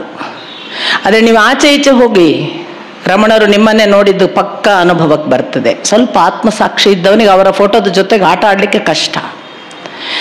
ಅವರದ್ದು ಫೋಟೋ ಇದ್ದ ಕೋಣೆಯಲ್ಲಿ ಒಬ್ಬ ಕಳ್ಳತನ ಮಾಡುವವನಿಗೆ ಭಯ ಆಗಬೇಕು, ಯಾಕಂದ್ರೆ ಅವ್ರು ನೋಡ್ತಾ ಇದ್ದಾರೆ ಅಂತ ಅನ್ನಿಸ್ತದೆ. ಏನಾದರೂ ಮೋಸ ವಂಚನೆ ಮಾತಾಡಿದರೆ ಗೊತ್ತಾಗಬೇಕು ಇವ್ರು ನೋಡ್ತಿದ್ದಾರೆ ಅಂತ. ಹಾಗೆ ಇದೆ ಅವರ ಕಣ್ಣು. ನಾನು ಅಂದುಕೊಂಡದ್ದು, ತನ್ನನ್ನು ತಾನು ನೋಡಿದ್ದಾನೆ, ತನ್ನನ್ನು ತಾನು ನೋಡಿದವನ ಕಣ್ಣಿಗೆ ತನ್ನಲ್ಲಿರುವುದೇ ಬೇರೆಯವರಲ್ಲೂ ಕಾಣ್ತದೆ. ಆದ್ದರಿಂದ ಅವನು ಬೇರೆಯವರನ್ನು ನೋಡುವುದಲ್ಲ, ತನ್ನನ್ನೇ ನೋಡುವುದು. ಹಾಗಾಗಿ ನಮಗೆ ಅವರು ನಮ್ಮನ್ನೇ ನೋಡಿದ ಹಾಗೆ ಕಾಣ್ತದೆ. ನಾನು ಅನ್ನುವ ಆತ್ಮ ಅವರ ನಡುವೆ ಇರುವ ಕಾಮನ್ ಲೆನ್ಸ್. ಈ ಕಾಮನ್ ಲೆನ್ಸಿನಲ್ಲಿ ನೋಡಿರೋದ್ರಿಂದ ಅದು ನಮ್ಮನ್ನೇ ನೋಡಿದ ಭಾವವನ್ನ ಸ್ಪಷ್ಟವಾಗಿ ಕೊಡುತ್ತೆ. ಇಂಥದೊಂದು ಸ್ಥಿತಿಯಲ್ಲಿ ರಮಣರು ಕಣ್ಣನ್ನು ಒಂದು ಎಲ್ಲೋ ಇದ್ದಾರೆ ಅನ್ನುವ ಹಾಗೆ ನೋಡ್ತಿರುವಾಗ ಎದುರಿಗೆ ಕುಳಿತ ಗಣಪತಿ ಮುನಿಗಳು ಇವನ ಮನಸ್ಸಿನಲ್ಲಿ ಏನಾಗ್ತದೆ ನೋಡುವ, ಇವರ ಮನಸ್ಸಿನಲ್ಲಿ ಈಗ ನನಗೆ ಏನು ಯೋಚನೆ ಬಂದಿದೆ ಅಂತ ಗೊತ್ತಾಗ್ತದ ನೋಡುವ, ಈಗ ನಿಜವಾಗಿ ಇವನು ದೊಡ್ಡವನಿದ್ರೆ ನನ್ನ ಒಳಗಿದ್ದದು ಇವನಿಗೆ ಗೊತ್ತಾಗಬೇಕು. ಹೀಗೆಲ್ಲ ಪರೀಕ್ಷಾತ್ಮಕ ಭಾವಗಳ ಜೊತೆಗೆ ರಮಣರನ್ನು ನೋಡ್ತಾರೆ. ನಿಮಗೆ ಗೊತ್ತು, ರಮಣರು ಮಾತಾಡುವುದಿಲ್ಲ, ಮೌನ. ಈ ಮನುಷ್ಯ ತಾನು ಕೇಳಬಾರ್ದು, ಅವರು ನೋಡುವಾಗ ಅವರಿಗೆ ಗೊತ್ತಾಗಬೇಕು ನೋಡ್ಬೇಕು ಅನ್ನುವ ಕಾರಣದಿಂದ ಇವರು ಮೌನ. ಎಷ್ಟು ಹೊತ್ತು ಗೊತ್ತಿಲ್ಲ, ಮೌನವಾಗಿ ನೋಡ್ತಲೇ ಇದ್ರು. ನೋಡ್ತಲೇ ಇರುವಾಗ ಎಷ್ಟೋ ಹೊತ್ತಿನ ಮೇಲೆ ಆ ಹುಡುಗ ಗಣಪತಿ ಮುನಿ ಪಾಪ ಇಲ್ಲಿ ಒಳಗೆ ಹುಡುಕ್ತಾ ಇದ್ದ ಅಲ್ಲ, ಇವರ ಮನಸ್ಸಿನಲ್ಲಿ ಏನಾಗ್ತದೆ, ಇವರ ಮನಸ್ಸು ಹೇಗುಂಟು, ಇವರಿಗೆ ನನ್ನ ಮನಸ್ಸಿನಲ್ಲಿ ಇದ್ದದ್ದು ಗೊತ್ತಾಗ್ತದ ಅಂತೆಲ್ಲ ಹುಡುಕ್ತಿದ್ದಲ್ಲ. ರಮಣರಿಗೆ ಆ ಹುಡುಗನ ಬಗ್ಗೆ ಕನಿಕರ ಬಂತಂತೆ. ಪಾಪ ಎಷ್ಟೊತ್ತಿಂದ ಹುಡುಕ್ತಾನೆ, ಎಷ್ಟು ಹೊತ್ತಿನಿಂದ ಹುಡುಕ್ತಾನೆ, ಇಲ್ಲಿ ಏನು ಇಲ್ಲವಲ್ಲ, ಇಲ್ಲಿ ಏನಾದ್ರೂ ಇದ್ರೆ ತಾನೇ ಅವನಿಗೆ ಕಾಣುವುದು. ಆದ್ರೆ ಪಾಪ ಅವನು ಹುಡುಕುವುದನ್ನು ಬಿಡ್ತಿಲ್ಲ, ಅಂಥ ಹುಡುಕಾಟದಲ್ಲಿ ಮುಳುಗಿ ಬಿಟ್ಟಿದ್ದಾನೆ. ಏನು ಪಾಪ ಮಗು ಅನ್ನುವ ಭಾವದಲ್ಲಿ ನಾಯನ ಅಂದರಂತೆ. ತಮಿಳಿನಲ್ಲಿ ನಾಯನ ಅಂದ್ರೆ ಮಗು, ತಮಿಳಿನಲ್ಲಿ ನಾಯನ ಅಂದ್ರೆ ತಂದೆ. ಆದರೆ ಅದು ಅಷ್ಟೇ ಇರಲಿಲ್ಲ ಅವರ ಮಾತಿನ ಅರ್ಥ. ನೀನು ನೋಡುವುದು ನಯನ ಮಾತ್ರವಪ್ಪ, ಅದರ ಆಚೆಗೆ ಏನು ಇಲ್ಲ, ನೀನು ನೋಡುವುದು ನಯನ ಅಂದದ್ದು ಅವರು ಅಂತ. ಅಷ್ಟರಲ್ಲಾಗಲೇ ಈ ಪಂಡಿತನಲ್ಲಿ ಒಂದು ಮಹಾ ಪರಿವರ್ತನೆ ಆಗಿತ್ತು. ನೋಡ್ತಾ ನೋಡ್ತಾ ಅವರಿಗೆ ಗೊತ್ತಾಯಿತು, ನಾನು ಹುಡುಕುವುದು ಅಲ್ಲಿ ಇಲ್ಲವೇ ಇಲ್ಲ, ಅದು ಬಹಳ ವಿಶಾಲವಾಗಿದೆ. ನಾನು ಯಾವುದು ಇದೆ ಅಂತ ಭಾವಿಸಿದ್ದೇನೋ ಅದು ಯಾವುದೂ ಇಲ್ಲದ ಒಂದು ನಿರ್ವಾಣ ಅವಸ್ಥೆಯಲ್ಲಿದೆ ಅಂತ ಅವರಿಗೆ ಗೊತ್ತಾಗಿ ಎಷ್ಟು ರಮಣೀಯವಾಗಿದೆ ಅನ್ನುವ ಅರ್ಥದಲ್ಲಿ ಅವರು ರಮಣೀಯ ಅನ್ನುವ ಅರ್ಥದಲ್ಲಿ ಅವರು ರಮಣ ಅಂದರಂತೆ. ಹೌದು, ನಾನು ನೋಡುವುದು ನಯನ ಮಾತ್ರ ಅಂತ ನಿನಗೆ ಗೊತ್ತಾಯಿತು, ನಾನು ನೋಡ್ತಾ ಇರುವುದು ರಮಣೀಯವಾಗಿದೆ ಅಂತ ನನಗೆ ಗೊತ್ತಾಯಿತು. ಹಾಗೆ ಅವರು ನಾಯನರೇ ಆದರು ಖಾಯಮ್ಮಾಗಿ, ಇವರು ರಮಣರಾದರು. ವೆಂಕಟರಾಮನ್ ಜಗತ್ತಿಗೆ ರಮಣರಾದದ್ದು ಗಣಪತಿ ಮುನಿಗಳಿಂದ. ಬಹಳ ದೊಡ್ಡ ವಿದ್ವಾಂಸನೊಬ್ಬ ಹೀಗೆ ಪರಿವರ್ತಿತನಾಗಿ ತನ್ನ ಜೀವಿತಾವಧಿಯ ಎಲ್ಲ ಸಂಗತಿಗಳ ಇಷ್ಟರವರೆಗಿನ ವಿದ್ವತ್ ಪರಂಪರೆಯ ಉನ್ನತೋನ್ನತ ಅವಸ್ಥೆಗಳನ್ನೆಲ್ಲ ಸಾಮಾನ್ಯ ಅಂತ ಭಾವಿಸಿ ರಮಣ ಮಹರ್ಷಿಗಳ ಜೀವನದಲ್ಲಿ ತಾನು ತನ್ನನ್ನು ಮುಡಿಪಿಟ್ಟು ಅವರ ಸೇವೆಗೆ ನಿಂತ ಹಾಗೆ ಜಗತ್ತಿಗೆ ಭಗವಾನ್ ರಮಣರನ್ನು ಕೊಟ್ಟದ್ದು ಗಣಪತಿ ಮುನಿಶಾಸ್ತ್ರಿಗಳು. ಏನೂ ಹೇಳಲಿಲ್ಲ. ಮತ್ತೆ ಹಾಗೆ ನೋಡಿದ್ರೆ ಗಣಪತಿ ಮುನಿಗಳಿಗೆ ಇದು ಹೀಗೆ ಇದು ಹಾಗೆ ಅಂತ ವಿದ್ವತ್ ಪರ ಚರ್ಚೆಗಳಲ್ಲೇ ಉತ್ತರ ಕೊಟ್ಟಿಲ್ಲ. ಅವರ ಯಾವುದೋ ಪ್ರಶ್ನೆಗಳಿಗೆ ಹಾಗಲ್ಲ ಹೀಗೆ ಅಂತ ಏನೂ ಇಲ್ಲ. ಅವರ ಆಚರಣೆಯಿಂದಲೋ ಅವರ ಒಟ್ಟು ಒಂದೊಂದು ಶಬ್ದದ ಯಾವುದೋ ಈಗ ನಾಯನ ಅಂದ ಹಾಗೋ ಎಲ್ಲೋ ಉದುರುವ ಯಾವುದೋ ಒಂದು ಮಂತ್ರ ಪೂರಿತವಾದ ಶಬ್ದವನ್ನು ಕೇಳಿಕೊಂಡು ರಮಣರು ಅಂದ್ರೆ ಬೇರೆ ಅನ್ನೋದನ್ನು ಅರ್ಥ ಮಾಡಿಕೊಂಡು ಗಣಪತಿ ಮುನಿಶಾಸ್ತ್ರಿಗಳು ಬೆಳೆದ ಪರಿಯನ್ನು ನೋಡಿದ್ರೆ ಅವರು ಭಗವಾನ್ ರಮಣ ಮಹರ್ಷಿ ಅನ್ನುವುದನ್ನ ಜಗತ್ತಿಗೆ ಕೊಡುವಾಗ ನಮಗೆ ಯಾವುದೆಲ್ಲ ಇವತ್ತು ಸಾಕಷ್ಟು ರಮಣರ ಕುರಿತ ಗ್ರಂಥಗಳು, ಉಪದೇಶ ಸಾರ ಸಿಗುತ್ತೆ, ಸತ್ಯದರ್ಶನ ಸಿಗುತ್ತೆ, ಇವುಗಳನ್ನೆಲ್ಲ ದಾಖಲೆ ಮಾಡಿಕೊಟ್ಟವರು. ಅಥವಾ ಇನ್ನೊಂದು ಇರುವುದು 40 ಮಾತ್ರ ಅಂತ ಏನೋ ಇನ್ನೊಂದು ತಮಿಳಿನ ಹೆಸರಿನಲ್ಲಿದೆ, 41 ಮಾತ್ರ. ಅವೆಲ್ಲವನ್ನು ಕೂಡ ಗಣಪತಿ ಮುನಿಗಳು ಎಂಥವರು ಅನ್ನೋದಕ್ಕೆ ಇನ್ನೊಂದು ಮಾತು ಉದಾಹರಣೆಯಾಗಿ ಇದೆ. ಅವರು ತನ್ನ ಶಾಸ್ತ್ರ ಪರಂಪರೆಯಲ್ಲಿ ಹೋಗುವಾಗ ಅವರ ಜೊತೆಗೆ ದೇವರಾತರು ಅಂತ ಗೋಕರ್ಣದ ಒಬ್ಬರು, ಅವರನ್ನು ಕೂಡ ಮುನಿ ಸದೃಶರು ಅಂತ ಗುರುತಿಸಲಾಗ್ತದೆ. ಗಣಪತಿ ಮುನಿಗಳಿಗೆ ಸಮಕಾಲೀನರು. ಆ ದೇವರಾತರು ಮತ್ತು ಈ ಗಣಪತಿ ಮುನಿಗಳು ಒಟ್ಟಿಗೆ ಒಂದು ದಿನ ಎಲ್ಲೋ ಹೋದಾಗ ರಾತ್ರಿ ನಿದ್ರಾವಸ್ಥೆಯಲ್ಲಿ ಇದ್ದರಂತೆ. ಮಲಗಿದ್ದ ಗಣಪತಿ ಮುನಿಗಳ ಪಕ್ಕದಲ್ಲಿದ್ದ ದೇವರಾತರು ಎದ್ದು ಕೂತು ಇದ್ದಕ್ಕಿದ್ದ ಹಾಗೆ ನಿರರ್ಗಳವಾಗಿ ಮಂತ್ರ ಪಠಣ ಪ್ರಾರಂಭ ಮಾಡಿದ್ರಂತೆ. ಇವರು ಏಕಸಂಧಿ ಗ್ರಾಹಿತ್ವ ಇತ್ತು ಗಣಪತಿ ಮುನಿಗಳಿಗೆ. ಏಕಸಂಧಿ ಗ್ರಾಹಿತ್ವ ಅಂದ್ರೆ ಒಂದು ಅವಕಾಶದಲ್ಲಿ ಕೇಳಿದರೆ ಸಾಕು, ಅದು ಉಳಿಯೋದು. ಅದು ಹೇಗೆ ಕೇಳಿದಾರ ಹಾಗೆ ದಾಖಲಿಸಲಿಕ್ಕೆ ಬರುವ ಕೆಪಾಸಿಟಿ. ಇವರು ಕೂತು ಕೇಳಿದರಂತೆ ಇವನೇನು ಹೇಳ್ತಿದ್ದಾನೆ ಅಂತ. ಇಡೀ ಕೇಳಿದ್ದನ್ನು ಅಷ್ಟು ದೇವರಾತ ಮುನಿಗಳು ಏನನ್ನ ಉಲ್ಲೇಖ ಮಾಡಿದ್ರು ತನ್ನ ಎಚ್ಚರ ಆದ ಆ ರಾತ್ರಿಯಲ್ಲಿ, ಅಷ್ಟನ್ನು ಬೆಳಿಗ್ಗೆ ಗಣಪತಿ ಮುನಿಗಳು ಬರೆದಿಟ್ಟು ಅದೇ ಒಂದು ವೇದದ ಇನ್ನೊಂದು ಅಡಿಷನಲ್ ಭಾಗ ಅನ್ನುವವರೆಗೆ ಇವತ್ತು ಗುರುತಿಸಿದ್ದಾರೆ.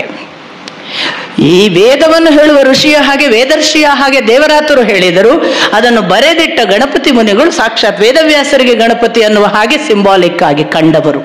ಅಂಥ ಗಣಪತಿ ಮುನಿಗಳು ರಮಣ ಮಹರ್ಷಿಗಳ ಬೆನ್ನು ಹತ್ತಿದ್ದು ಮಾತ್ರವಲ್ಲ, ರಮಣ ಮಹರ್ಷಿಗಳನ್ನೇ ಮುಂದೆ ಜಗತ್ತಿಗೆ ತೋರ್ಪಡಿಸಿದ್ರು ಅನ್ನೋದೊಂದು.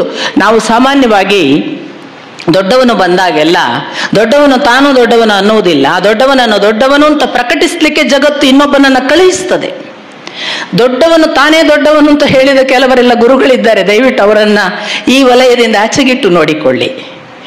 ಯಾವ ದೊಡ್ಡವನು ಕೂಡ ತಾನು ದೊಡ್ಡವನು ಅನ್ನೋದಿಲ್ಲ. ರಮಣ ಮಹರ್ಷಿಗಳು ಎಂದು ಹೇಳಲಿಕ್ಕೆ ಸಾಧ್ಯವೇ ಇಲ್ಲ, ಅವರು ತನ್ನ ಪಾಡಿಗೆ ಇರ್ತಿದ್ರು. ಆದರೆ ಜಗತ್ತಿಗೆ ಕೆಲವು ಕೆಲಸವಿದೆ, ಈ ಕಾಸ್ಮಿಕ್ ಅರೇಂಜ್ಮೆಂಟ್ ನಲ್ಲಿ ಕೆಲವು ಕೆಲಸ ಇರ್ತದೆ. ಏನು ಕೆಲಸ ಅಂದ್ರೆ, ಇವನು ತಾನಾಗಿ ಇಲ್ಲವಾಗಬಾರದು, ಇವನನ್ನು ಜಗತ್ತಿಗೆ ಕೊಡಬೇಕು, ಇವನು ಜಗತ್ತಿಗೆ ಏನನ್ನು ಮಾಡಿ ಹೋಗಬೇಕು. ಅಂಥವರನ್ನ ಜಗತ್ತು ಈ ಥರ ಬೇರೆಯವರ ಮುಖಾಂತರ ಜಗತ್ತಿಗೆ ಪರಿಚಯಿಸಿ ಅವರ ಬಳಿಗೆ ಕರೆಯಿಸಿಕೊಳ್ತದೆ. ಹಾಗೆ ಬಂದವರಲ್ಲಿ ಬ್ರಂಟನ್ ಇದ್ದಾನೆ, ಪಾಲ್ ಬ್ರಂಟನ್ ಫಾರಿನರ್ ಇರ್ಬೋದು, ಶೇಷಯ್ಯ ಇರ್ಬೋದು, ಶಿವರಾಮ್ ಪಿಳ್ಳೆ ಇರ್ಬೋದು, ಇವರೆಲ್ಲ ಇದ್ರ ಜೊತೆಗೆ ಬರುವಂತಹ ನಾಗಮ್ಮ ಇರಬಹುದು, ಇನ್ಯಾವುದೋ ಒಬ್ಬ ಎಚ್ಚಮ್ಮ ಇರಬಹುದು. ಇವರೆಲ್ಲರೂ ಕೂಡ ಒಂದು ವಿಶೇಷ ವಲಯವನ್ನ ಇವರ ಸುತ್ತ ನಿರ್ಮಾಣ ಮಾಡಲಿಕ್ಕೆ ಅಧಿದೇವತೆಗಳ ಹಾಗೆ ಬಂದು ಬಿಡ್ತಾರೆ. ಪಾಲ್ ಬ್ರಂಟನ್ಗೆ ಸಾಮಾನ್ಯವಾಗಿ ದಕ್ಷಿಣ ಭಾರತದಲ್ಲಿ ಯಾರು ದೊಡ್ಡವರು ಅಂತ ಹುಡುಕ್ಲಿಕ್ಕೆ ಬಂದವರು, ಅಥವಾ ಭಾರತದಲ್ಲಿ ದೊಡ್ಡವರು ಯಾರು ಅಂತ ಹುಡುಕ್ಲಿಕ್ಕೆ ಬಂದ ಒಂದು 3 ಜನ 4 ಜನ ಅಂತ ಗುರುತಿಸಿ ಟಿಪ್ಪಣಿ ಮಾಡಿ ಇನ್ನು ಭಾರತ ಬಿಟ್ಟು ಹೊರಟ ಮನುಷ್ಯ. ನೀವು ಒಂದ್ಸರಿ ಅವರನ್ನು ಕಂಡು ಹೋಗುವಂತ ಒಬ್ಬ ಹುಡುಗ ಸುಬ್ರಹ್ಮಣ್ಯ ಅನ್ನುವ ಬಂದು ಹೇಳ್ತಾನೆ, ಇಲ್ಲೆಲ್ಲ ನಾನು ನಾಳೆ ನಂದು ಟಿಕೆಟ್ ಆಗಿದೆ ಹೋಗಬೇಕು ಅನ್ನುವ, ಮತ್ತು ನನಗೆ ಏನು ದೊಡ್ಡವರನ್ನು ಸಿಕ್ಕಲಿಲ್ಲ, ಇನ್ನು ಕಂಚಿಪುರಿಯ ಯಾರು ಶಂಕರ ಮಠದ ಸ್ವಾಮಿಗಳನ್ನು ನೋಡಿದ್ದೇನೆ, ಅವರು ಮಾತ್ರ ದೊಡ್ಡವರು ಅನ್ನುವ ಹಂತದಲ್ಲಿದ್ದಂತಹ ಪಾಲ್ ಬ್ರಂಟನ್ ಅನ್ನ ನಾನು ಇನ್ನು ಹೊರಡ್ತೇನೆ ಅನ್ನುವಾಗ ಸ್ವಾಮೀಜಿಯನ್ನು ಭೇಟಿ ಮಾಡಿದರೆ ಸ್ವಾಮೀಜಿ ಹೇಳುತ್ತಾರೆ ಅವರನ್ನು ನೋಡದೆ ಹೋಗಬೇಡ ಅಂತ. ಹಾಗಾಗಿ ಪಾಲ್ ಬ್ರಂಟನ್ ಈಚೆ ಕಡೆಗೆ. ಸೊ ಪಾಲ್ ಬ್ರಂಟನ್ ಮೂಲಕ ಏನಾಯ್ತು, ಪಾಲ್ ಬ್ರಂಟನ್ಗೆ ಒಂದು ಕುಂಡಲಿನಿ ಶಕ್ತಿಯ ಉರಿ ಮೈಯಲ್ಲಿ ಕಾಣಿಸಿಕೊಂಡು ಇವರ ಬಳಿಗೆ ಹೋದ ಮೇಲೆ ಆ ಉರಿ ಶಾಂತವಾದದ್ದು ಇವರಿಂದ ಅಂತ ಗೊತ್ತಾದ ಮೇಲೆ ಅವನಿಗೆ ಗೊತ್ತಾಗುತ್ತೆ ಇವರು ಯಾರೋ ಬೇರೆ ದೊಡ್ಡ ಜನ. ಅಲ್ಲಿಂದ ಪಾಲ್ ಬ್ರಂಟನ್ ಎಷ್ಟು ಪರಿವರ್ತಿತನಾದ, ಅವನು ವಿದೇಶಕ್ಕೆ ರಮಣರನ್ನು ಪರಿಚಯಿಸಿದ. ಒಬ್ಬ ದೊಡ್ಡವನನ್ನ ಹೀಗೆ ಪರಿಚಯಿಸುವುದಕ್ಕೆ ಮಾಧ್ಯಮಗಳು ಹುಡ್ತವಲ್ಲ, ಅಂಥವರಲ್ಲಿ ಇವರೆಲ್ಲ ಅಂತ ನಾನು ಅದಕ್ಕೆ ಹೇಳಿದ್ದು. ಹೀಗೆ ಪಾಲ್ ಬ್ರಂಟನ್ ಒಬ್ಬ ಸೇವಕನ ಹಾಗೆ ರಮಣರ ಆಶ್ರಮದಲ್ಲಿ ಉಳಿಯುವುದಾಗ್ಲಿ, ರಮಣರು ತನ್ನ ಬದುಕಿನಲ್ಲಿ ತಾನು ವೈಯಕ್ತಿಕವಾಗಿ ಏನನ್ನು ಮಾಡದಿದ್ರೂ ಕೂಡ, ವರ್ಬಲ್ಲಿ ಏನು ಮಾಡಿರೋದಿಲ್ಲ, ಆದರೂ ಕೂಡ ಯಾರಿಗೋ ಒಬ್ಬನಿಗೆ ಕಾಲಲ್ಲಿ ಬೊಕ್ಕೆ ಆಗಿದ್ರೆ ಅವನಲ್ಲಿ ಬಂದು ಕೂತದ್ದನ್ನು ರಮಣರು ನೋಡಿದ್ರೆ ಇಲ್ಲವಾಗ್ತಿದೆ. ಯಾವನೋ ಒಬ್ಬನಿಗೆ ಬೆರಳು ನೋವಿದೆ, ಆ ನಿರ್ದಿಷ್ಟ ಬೆರಳಿನ ನೋವನ್ನು ಈಗ ರಮಣರಿಗೆ ಹೇಳಬೇಕು ಅನ್ನೋದ್ರೊಳಗೆ ರಮಣರು ಆ ಬೆರಳನ್ನು ತಿಕ್ಕಲಿಕ್ಕೆ ಶುರು ಮಾಡ್ತಾರೆ ತನ್ನ ಕೈಯಲ್ಲಿ, ಅಲ್ಲಿ ಅವನ ಕೈ ಬೆರಳು ನೋವು ಹೋಗಿಬಿಡುತ್ತೆ. ಯಾವನೋ ಒಬ್ಬ ಮನಸ್ಸಿನಲ್ಲಿ ಅಂದುಕೊಂಡು ಬರ್ತಾನೆ, ನನಗಿವತ್ತು ಏಕಾಂತ ಬೇಕು ಗುರುಗಳ ಜೊತೆಗೆ, ಎಲ್ಲ ಶಿಷ್ಯರಿರುವಾಗ ನನಗೆ ಕೇಳಕ್ ಸಾಧ್ಯ ಇಲ್ಲ, ಹೇಗಪ್ಪ ಮಾಡೋದು, ಇವತ್ತು ನಾನು ಒಬ್ಬನೇ ಇರುವ ಹಾಗೆ ಏಕಾಂತ ಹೇಗೆ ನಿರ್ಮಾಣ ಮಾಡೋದು ಅನ್ಕೊಂಡು ಬರ್ತಾನೆ. ಇವನು ಬಂದು ಕೂತ 2 ನಿಮಿಷದಲ್ಲಿ ಯಾಕೋ ಏನೋ ಎಲ್ಲ ಕೂತಿದ್ದವರು ಎದ್ದು ಹೋಗ್ತಾರೆ. ಇವೆಲ್ಲ ಸಂಭವಿಸ್ತವೆ. ಇವೆಲ್ಲ ಸಂಭವಿಸ್ತಾ ಹೋದ ಹಾಗೆ ರಮಣರ ವ್ಯಕ್ತಿತ್ವದ ಒಳಗೆ ಭಕ್ತಿಭಾವದ ಅನೇಕ ಸೂತ್ರ ಬಾಂಧವ್ಯಗಳು ಅಲ್ಲಿ ಇದ್ದವರಿಗೆ ಬೆಳೆಯಲಿಕ್ಕೆ ಆರಂಭ ಆಗ್ತದೆ. ಇದರೊಳಗೆ 2 ಅಂಶ. ಒಂದು, ಅದು ವ್ಯಕ್ತಿಯನ್ನು ಪವಾಡ ಪುರುಷನನ್ನಾಗಿ ಮಾಡಿ ಅವನು ಪವಾಡ ಪುರುಷ ಅಂತ ಅವನನ್ನು ದೊಡ್ಡದು ಮಾಡಿ ಪೂಜೆಗೆ ಒಳಪಡಿಸುವುದು ಒಂದು. ಇನ್ನೊಂದು ಬಹಳ ವಿಶೇಷ ಡೇಂಜರಸ್ ಭಾಗ ಇದೆ. ನನಗೆ ಅವರಿಂದ ಹೀಗಾಯ್ತು ಅಂದ್ರೆ ನಾನೆಷ್ಟು ದೊಡ್ಡವ ಅಂತ ಕೆಲವರು. ನಾವು ಬಹಳ ಜನ ಹಾಗೆ ಮಾಡಿ ದೊಡ್ಡವರನ್ನ ಮಿಸ್ ಮಾಡ್ಕೋತೇವೆ. ನಮಗೆಲ್ಲರಿಗೆ ಹೇಗೆ ಅಂದ್ರೆ, ನನಗೆ ಅವ್ರು ಹೀಗೆ ಮಾಡಿದಾರೆ ಅಂದ್ರೆ ನನ್ನನ್ನು ಎಷ್ಟು ಉದ್ಧಾರ ಮಾಡಿದಾರೆ, ಆಗ ನಾನೆಂಥ ಕೆಪಾಸಿಟಿ ಅವ ಅಂತ ತಿಳ್ಕೊಳ್ಳುವ ಒಂದು ಭ್ರಮೆಗೆ ಒಳಗಾಗ್ತೇವೆ. ಅಂತ 2 ವರ್ಗ ಕೂಡ ಇತ್ತು ಕಾಣ್ತದೆ. ಕೆಲವರಿಗೆ ನನಗೆ ಉದ್ಧಾರವೇ ಮಾಡಲಿಲ್ಲ ಅನ್ನೋ ಅನುಮಾನ ಕೂಡ ಇತ್ತು, ಅಂತವ್ರಿಗೆ ಬರ್ಕೊಳ್ಳಯ್ಯ ಅನ್ನುವವರೆಗೆ ರಮಣರು ಒಂದು ಹಣೆ ಮೇಲೆ ಪಟ್ಟಿ ಹಾಕಿ ಬರ್ಕೊಳ್ಳಯ್ಯ ಆಗಾದ್ರೂ ಗೊತ್ತಾಗತ್ತಾ ಅನ್ನುವವರೆಗೆ ಒಬ್ಬ ಶಿಷ್ಯನಿಗೆ, ಅವನ ವಿದೇಶಿಯನಿಗೆ ಉತ್ತರ ಕೊಡಬೇಕಾಗತ್ತೆ. ಇದೆಲ್ಲ ಯಾಕೆ ಆಗತ್ತೆ ಒಬ್ಬ ದೊಡ್ಡವನ ಜೀವನದಲ್ಲಿ? ಯಾಕಾಗತ್ತೆ ಅಂದ್ರೆ ಅವರು ಏನು ಅಂತ ನಮ್ಮ ಮುಂದೆ ಹೇಳೋದಿಲ್ಲ. ಅವರ ಘನ ಮೌನವನ್ನ ಅನುಸರಿಸಿ ನಾವು ನಮಗೆ ಬೇಕಾದ ಹಾಗೆ ಅರ್ಥ ಮಾಡ್ಕೊಳ್ತೇವೆ. ಹಾಗಾದರೆ ಈ ಘನ ಮೌನದ ಒಟ್ಟು ಫಲ ಇಷ್ಟೆಯಾ? 4 ಜನರಿಗೆ ಪವಾಡದ ಉತ್ತರಗಳು, 4 ಜನರಿಗೆ ನನಗೆ ಹಾಗಾಯ್ತು ಹೀಗಾಯ್ತು ಅಂತ ಹೇಳಿಕೊಳ್ಳುವ ಅವರ ಆಶೀರ್ವಾದದ ಮಾತುಗಳ ಅಥವಾ ಸ್ಪರ್ಶಗಳ ಅಥವಾ ಆಶೀರ್ವಾದ ಆದಂತಹ ಅನುಗ್ರಹದ ಅನುಭವಗಳ ಅಷ್ಟು ಮಾತ್ರವಾ? ರಮಣರು ಅಷ್ಟು ಮಾತ್ರ ಕಾಣಿಸಿಕೊಂಡ್ರ ಅಂತ ಕೇಳಿಸಿದ್ರೆ, ಅವರ ಕೆಲವು ತತ್ವಗಳ ಏನು ಉಪದೇಶ ಸಾರ, ನಾನು ಯಾರು ಅನ್ನುವ ಶಿವರಾಮ ಪಿಳ್ಳೆ ಮತ್ತು ಶೇಷಯ್ಯರ ಜೊತೆಗೆ ಮಾಡಿದ ಪ್ರಶ್ನೋತ್ತರಗಳು, ಇವುಗಳನ್ನು ಗಮನಿಸಿದ್ರೆ ನಮಗೆ ಸ್ವಲ್ಪ ತತ್ವಭಾಗಗಳ ಪರಿಚಯ ಆಗ್ತದೆ. ರಮಣರ ನಾನು ಯಾರು ಬಹಳ ಬ್ಯೂಟಿಫುಲ್ ಆದ ಒಂದು ಚರ್ಚಾ ಗ್ರಂಥ. ಯಾರೇ ಅಲ್ಲೋಲ ಕಲ್ಲೋಲವಾದ ಮನಸ್ಸು, ನಿರಂತರ ಪ್ರಶ್ನೆ ಕೇಳುವ ದ್ವಂದ್ವದ ಬುದ್ಧಿ, ತಾಕಲಾಟ, ಸಂದೇಹ, ಅನುಮಾನ, ನಿದ್ದೆ ಬಾರದಷ್ಟು ಮನಸ್ಸು ಮಾತನಾಡುವ ಚರ್ಚೆ, ಇಂಥವರು ಆ ಪುಸ್ತಕವನ್ನು ಓದಬೇಕು. ಪುಸ್ತಕ ಓದುವುದಕ್ಕಾಗಿ ಓದಬಾರದು. ಅವರು ಹೇಳಿದ ಒಂದು ನಿಯಮ ಪಾಲಿಸುವ ಒಂದು ಸಣ್ಣ ಪ್ರಯತ್ನ ಮಾಡಿದರೆ ಅಲ್ಲೊಂದು ಉತ್ತರ ಇದೆ. ಯಾವುದು ರಮಣರನ್ನು ಮೌನಕ್ಕೆ ಹಚ್ಚಿದ್ದು? ನಮ್ಮಲ್ಲಿ ಏನು, ನಮ್ಮಲ್ಲೊಂದು ಪ್ರಶ್ನೆ ಬಂತು ಅಂತ ಇಟ್ಕೊಳ್ಳಿ, ವೀಣಾ ಅವ್ರು ಮಾತಾಡಿದ್ದು ಸರಿಯಲ್ಲ ಅಂತ. ಇಲ್ಲಪ್ಪ ಅದು ಸರಿ ಅಂತ ಇನ್ನೊಂದು ಹೇಳುತ್ತೆ. ಹಾಗಲ್ಲ, ಅವ್ರು ಹಾಗೆ ಮಾತಾಡಿದ್ರಿಂದ ನನಗೆ ಹೀಗೆ ಮಾಡಿದ್ದು ಸರಿ ಅಂತ ಕಾಣಲಿಲ್ಲ, ಇದು ಒಪ್ಪಿತವಲ್ಲ, ಇದರಲ್ಲಿ ಒಪ್ಪಿತವಾಗದ ಭಾಗವಿದೆ, ಅವ್ರು ಹೀಗೆ ಹೇಳಬೇಕಿತ್ತು. ಮತ್ತೊಂದು ಹೇಳುತ್ತೆ, ಛೇ ನೀನು ಅರ್ಥ ಮಾಡ್ಕೊಳೋದು ಹಾಗಲ್ಲ, ಮತ್ತೊಂದು ಅದಕ್ಕೆ ಕೌಂಟರ್ ಪಾರ್ಟ್ ಮಾಡುತ್ತೆ. ಈ ಚರ್ಚೆ ಎಲ್ಲಿ ನಿಲ್ಲುತ್ತೆ ಅಂದ್ರೆ, ನಾನು ಸರಿ ಅನ್ನುವವರೆಗೆ ಹೋಗುತ್ತೆ ಅದು. ನಾನು ಅಂದ್ರೆ ವೀಣಾ ಅಲ್ಲ, ಯಾರಲ್ಲಿ ಚರ್ಚೆ ಆಗಿದೆ ಅಲ್ಲ ಅವ್ರ ಕಡೆಗೆ ವೀಣಾ ಹೇಳಿದ್ದು ಸರಿ ಅಲ್ಲ, ನಾನು ಹೇಳಿದ್ದು ಸರಿ ಅನ್ನುವವರೆಗೆ ಎಂಡಾಗತ್ತೆ. ಅದು ನಾನು ಅನ್ನುವ ಅಹಂಕಾರ ಮಾಡುವ ಪ್ರಚೋದಿತ ಒಂದು ಗೊಂದಲ. ಆ ಗೊಂದಲವನ್ನ ನಾವು ಎಂಟರ್ಟೈನ್ ಮಾಡಿದಷ್ಟು ನಾವು ಮನಸ್ಸಿನ ಅಧೀನ. ಈ ಗೊಂದಲ ಯಾಕೆ ಬರ್ತದೆ ಅಂದ್ರೆ ನಮ್ಮ ಅಹಂಕಾರದಿಂದ ಹುಟ್ಟುತ್ತದೆ. ಮನಸ್ಸಿಗೆ ಅತ್ಯಂತ ಹತ್ತಿರ ಇರುವುದು ಎರಡು, ಒಂದು ಜೀವ ಅಥವಾ ಭಗವಂತ, ಇನ್ನೊಂದು ಅಹಂಕಾರ. ನಮ್ಮ ಭಾರತೀಯ ತತ್ವಶಾಸ್ತ್ರವೇ ಹೇಳುವ ಪ್ರಕಾರ ಮನಸ್ಸು ಹೊರಗೆ, ಬುದ್ಧಿ ಮತ್ತು ಮನಸ್ಸುಗಳೆಲ್ಲ ಇಲ್ಲಿ ಇರುವುದಲ್ಲ, ಇಲ್ಲಿ ಇರುವುದು. ನಮ್ಮ ಆತ್ಮನೂ ಇರುವುದು ಇಲ್ಲಿ. ಈ ಆತ್ಮನ ಬಳಿಯೇ ಅಹಂಕಾರ ಇರುವುದು, ಇಲ್ಲಿಯೇ ಮನಸ್ಸು ಇರುವುದು, ಇಲ್ಲಿಯೇ ಚಿತ್ತ ಇರುವುದು, ಮತ್ತು ಬಹಳ ಬಹಳ ಆಶ್ಚರ್ಯಕಾರಕ ವಿಷಯ ಅಂದ್ರೆ ಇಲ್ಲಿಯೇ ಬುದ್ಧಿ ಕೂಡ ಇರುವುದು. ಮತ್ತು ಆ ಸ್ಥಾನಕ್ಕೆ ಯಾರು ಯಾರು ದೇವರುಗಳು, ಅಧಿಪತಿಗಳು ಅಂದ್ರೆ, ನಮ್ಮ ಅಹಂಕಾರಕ್ಕೆ ರುದ್ರ, ನಮ್ಮ ಬುದ್ಧಿಗೆ ಬ್ರಹ್ಮ. ಬ್ರಹ್ಮ ಅಂದ್ರೆ ಪರಬ್ರಹ್ಮನಲ್ಲ, ಸೃಷ್ಟಿಕರ್ತ ಬ್ರಹ್ಮ. ನಮ್ಮ ಮನಸ್ಸಿಗೆ ಅಧಿದೇವತೆಯಾಗಿ ಚಂದ್ರ, ನಮ್ಮ ಚಿತ್ತಕ್ಕೆ ಅಧಿದೇವತೆಯಾಗಿ ಕ್ಷೇತ್ರಜ್ಞ ಅಂದ್ರೆ ಭಗವತ್ ತತ್ವ. ಎಲ್ಲರೂ ಇಲ್ಲಿಯೇ ಇರುವುದು. ಅದಕ್ಕೆ ನಾನು ಅಂದಾಗ ಇಲ್ಲಿಯೇ ಮುಟ್ಟುವುದು. ಸಕಲ ಅಂತಃಕರಣ ಚತುಷ್ಟಯಗಳು ಅಂತ ಅದಕ್ಕೆ ಹೆಸರು. ಈ ಸಕಲವನ್ನು ಒಳಗೊಂಡಾಗ ಈ ನಾನು ಅನ್ನುವುದು ಇಂಡಿಪೆಂಡೆಂಟ್ ಅಲ್ಲ.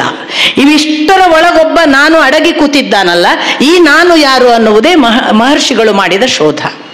ಯಾವತ್ತು ಅವರಿಗೆ ಈ ನಾನು ಯಾರು ಅಂತ ಗೊತ್ತಾಯಿತಲ್ಲ, ಆ ಗೊತ್ತಾದದ್ದೇ ಅವರಿಗೆ ಮೌನವನ್ನ ಹುಟ್ಟಿಸಿತು. ಯಾಕೆ ಮೌನವನ್ನು ಹುಟ್ಟಿಸಿತು ಅಂದ್ರೆ, ಈಗ ಉದಾಹರಣೆಗೆ ಏಕಲವ್ಯ ಸರಿ, ದ್ರೋಣಾಚಾರ್ಯರು ತಪ್ಪು, ನಾನೊಂದು ಜಿಜ್ಞಾಸೆಗೆ ಬಿದ್ದೆ. ದ್ರೋಣಾಚಾರ್ಯರು ಯಾಕೆ ಸರಿಯಲ್ಲ ಅಂದ್ರೆ, ಒಬ್ಬ ಪಾಪದ ಹುಡುಗ ತನ್ನ ಪಾಡಿಗೆ ಎಲ್ಲ ಸರೆಂಡರ್ ಮಾಡಿಕೊಂಡು, ಜೀವನ ಎಲ್ಲ ಒಂದು ಮೂರ್ತಿ ಮಾಡಿಕೊಂಡು, ಅವರನ್ನೇ ಪೂಜಿಸ್ಕೊಂಡು, ಅವರಿಂದ ಬಿಲ್ಲು ವಿದ್ಯೆ ಕಲ್ತಿದ್ದ, ಇವತ್ತು ನಂಬರ್ 1 ಆಗ್ಲಿಕ್ಕೆ ಹೊರಟಿದ್ದ ಅಂಥವನನ್ನು ದ್ರೋಣಾಚಾರ್ಯರು ಒಂದು ಬೆರಳು ಕತ್ತರಿಸಿ ಇಲ್ಲ ಮಾಡುವುದಾ? ಒಂದು ವಾದ ಮಾಡತ್ತೆ ನನ್ನೊಳಗೆ ಇದ್ದು. ಹಾಗಲ್ಲ, ದೊಡ್ಡವ್ರು ಹಾಗೆಲ್ಲ ಸುಮ್ಮನೆ ಬೆರಳು ಕೇಳ್ತಾರ? ಅವ್ರು ಬೆರಳು ಕೇಳಿದಾರಂದ್ರೆ ಏನೋ ಕಾರಣ ಇರಬೇಕು ಅಂತ ಇನ್ನೊಂದು ಹೇಳುತ್ತೆ. ಅದು ಏನೇ ಆದ್ರೂ ಏಕಲವ್ಯನ ಬೆರಳು ಕೇಳಿದ್ರೆ ಯಾಕೆ ಅರ್ಜುನನದು ಕೇಳ್ಬೋದಿತ್ತಲ್ಲ, ಅದೇನು ಅವನ ಮೇಲೆ ಅಷ್ಟು, ಇವನ ಮೇಲೆ ಯಾಕೆ? ಇವೆಲ್ಲ ಚರ್ಚೆ ಮಾಡ್ತಾ ಇರತ್ತೆ. ಕಡೆಗೆ ನಂಗೇನು, ನನ್ನದೊಂದು ಪೂರ್ವಭಾವಿ ನಿರ್ಧಾರ ಇರ್ತದೆ, ಏಕಲವ್ಯನೇ ಸರಿ, ದ್ರೋಣ ತಪ್ಪು. ಅದಕ್ಕೆ ಬೇಕಾದ ಎಲ್ಲ ಆಧಾರಗಳ ಸಹಿತ ನನ್ನ ಮನಸ್ಸು ಫೈಟ್ ಮಾಡ್ತಾ ಬರ್ತದೆ. ಇದು ನಾನೊಂದು ಬೌದ್ಧಿಕ ಉದಾಹರಣೆ ಕೊಟ್ಟದ್ದು. ನಿಮಗೆ ನೀವು ಮಾಡಿದ ಯಾವುದೋ ಕೃತಿ, ನಾನು ಹಾಗೆ ಮಾಡಬಾರ್ದಿತ್ತು, ತಪ್ಪಾಯಿತು ನನ್ನದು ಅಂತ ಒಂದು ತಪ್ಪಲ್ಲ. ಮತ್ತೆ ಅವಳು ಹಾಗೆ ಮಾಡಿದ್ ಸರಿಯಾ, ನಾನು ಮಾಡಿದ ಅದು ಮಾತ್ರ ತಪ್ಪ? ಅದಲ್ಲ. ಆದ್ರೂ ಸಹ ನೀನು ನೋಡು, ಸ್ವಲ್ಪ ನಿನ್ನನ್ನು ತಿದ್ಕೋಬೇಕು. ನಾನು ಯಾಕೆ ತಿದ್ಕೋಬೇಕು, ಅವಳು ತಿದ್ಕೋಬೇಕಿತ್ತು. ಚರ್ಚೆ ಮಾಡ್ತಾ ಇರುತ್ತೆ. ನಾನು ಸರಿ ಅನ್ನುವುದರಿಂದ ಹುಟ್ಟುವ ಈ ಚರ್ಚೆ ನಾನೇ ಸರಿ ಅನ್ನುವುದರಲ್ಲಿ ಅಂತಿಮವಾಗ್ತದೆ ನೋಡಿ. ಅದು ಅಹಂಕಾರದಿಂದ ಹುಟ್ಟುವ ಮನಸ್ಸಿನ ಪ್ರತಿಕ್ರಿಯೆ.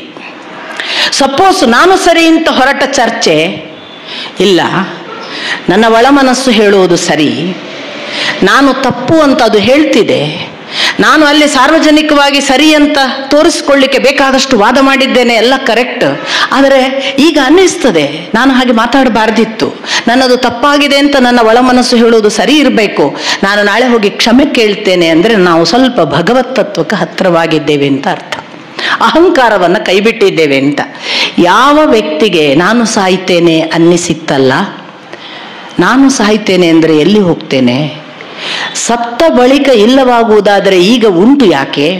ಈ ಇರುವವನು ಯಾರು? ಈಗ ಉಂಟು ಮಾಡಿದ ನೋವು ಎಲ್ಲಿಯದು? ಈ ನೋವಿನಿಂದಲೇ ಇವನು ಇಲ್ಲವಾಗುವುದಾದರೆ ಬಂದ ಏಕೆ? ಬಂದವನು ಹೋಗ್ತಾನೆ ಎಲ್ಲಿಗೆ? ಇಲ್ಲವಾಗುವುದು ಎಂದರೆ ದೇಹ ಮಾತ್ರವಾ? ನಾನು ಅಂದರೆ ದೇಹ ಮಾತ್ರವಾದರೆ ಅದು ಎಷ್ಟು ದಿನ? ಯಾಕೆ? ಈ ಪ್ರಶ್ನೆಗಳನ್ನು ಕೇಳ್ತಾ ಹೋದ ಆ ವೆಂಕಟರಾಮನ್ ಅನ್ನುವ ಅಹಂಕಾರ ತತ್ವ, ಇದು ದೇಹವಲ್ಲ. ಈ ದೇಹ ಒಂದು ನಿರ್ದಿಷ್ಟ ಸಮಯದವರೆಗೆ ಆತ್ಮವನ್ನು ಧಾರಣೆ ಮಾಡುವ ಒಂದು ಸಾಧನ ಮಾತ್ರ. ಅದು ಕಾಯಂ ಆಗಿ ಇರಲಿಕ್ಕೆ ಬಂದದ್ದಲ್ಲ.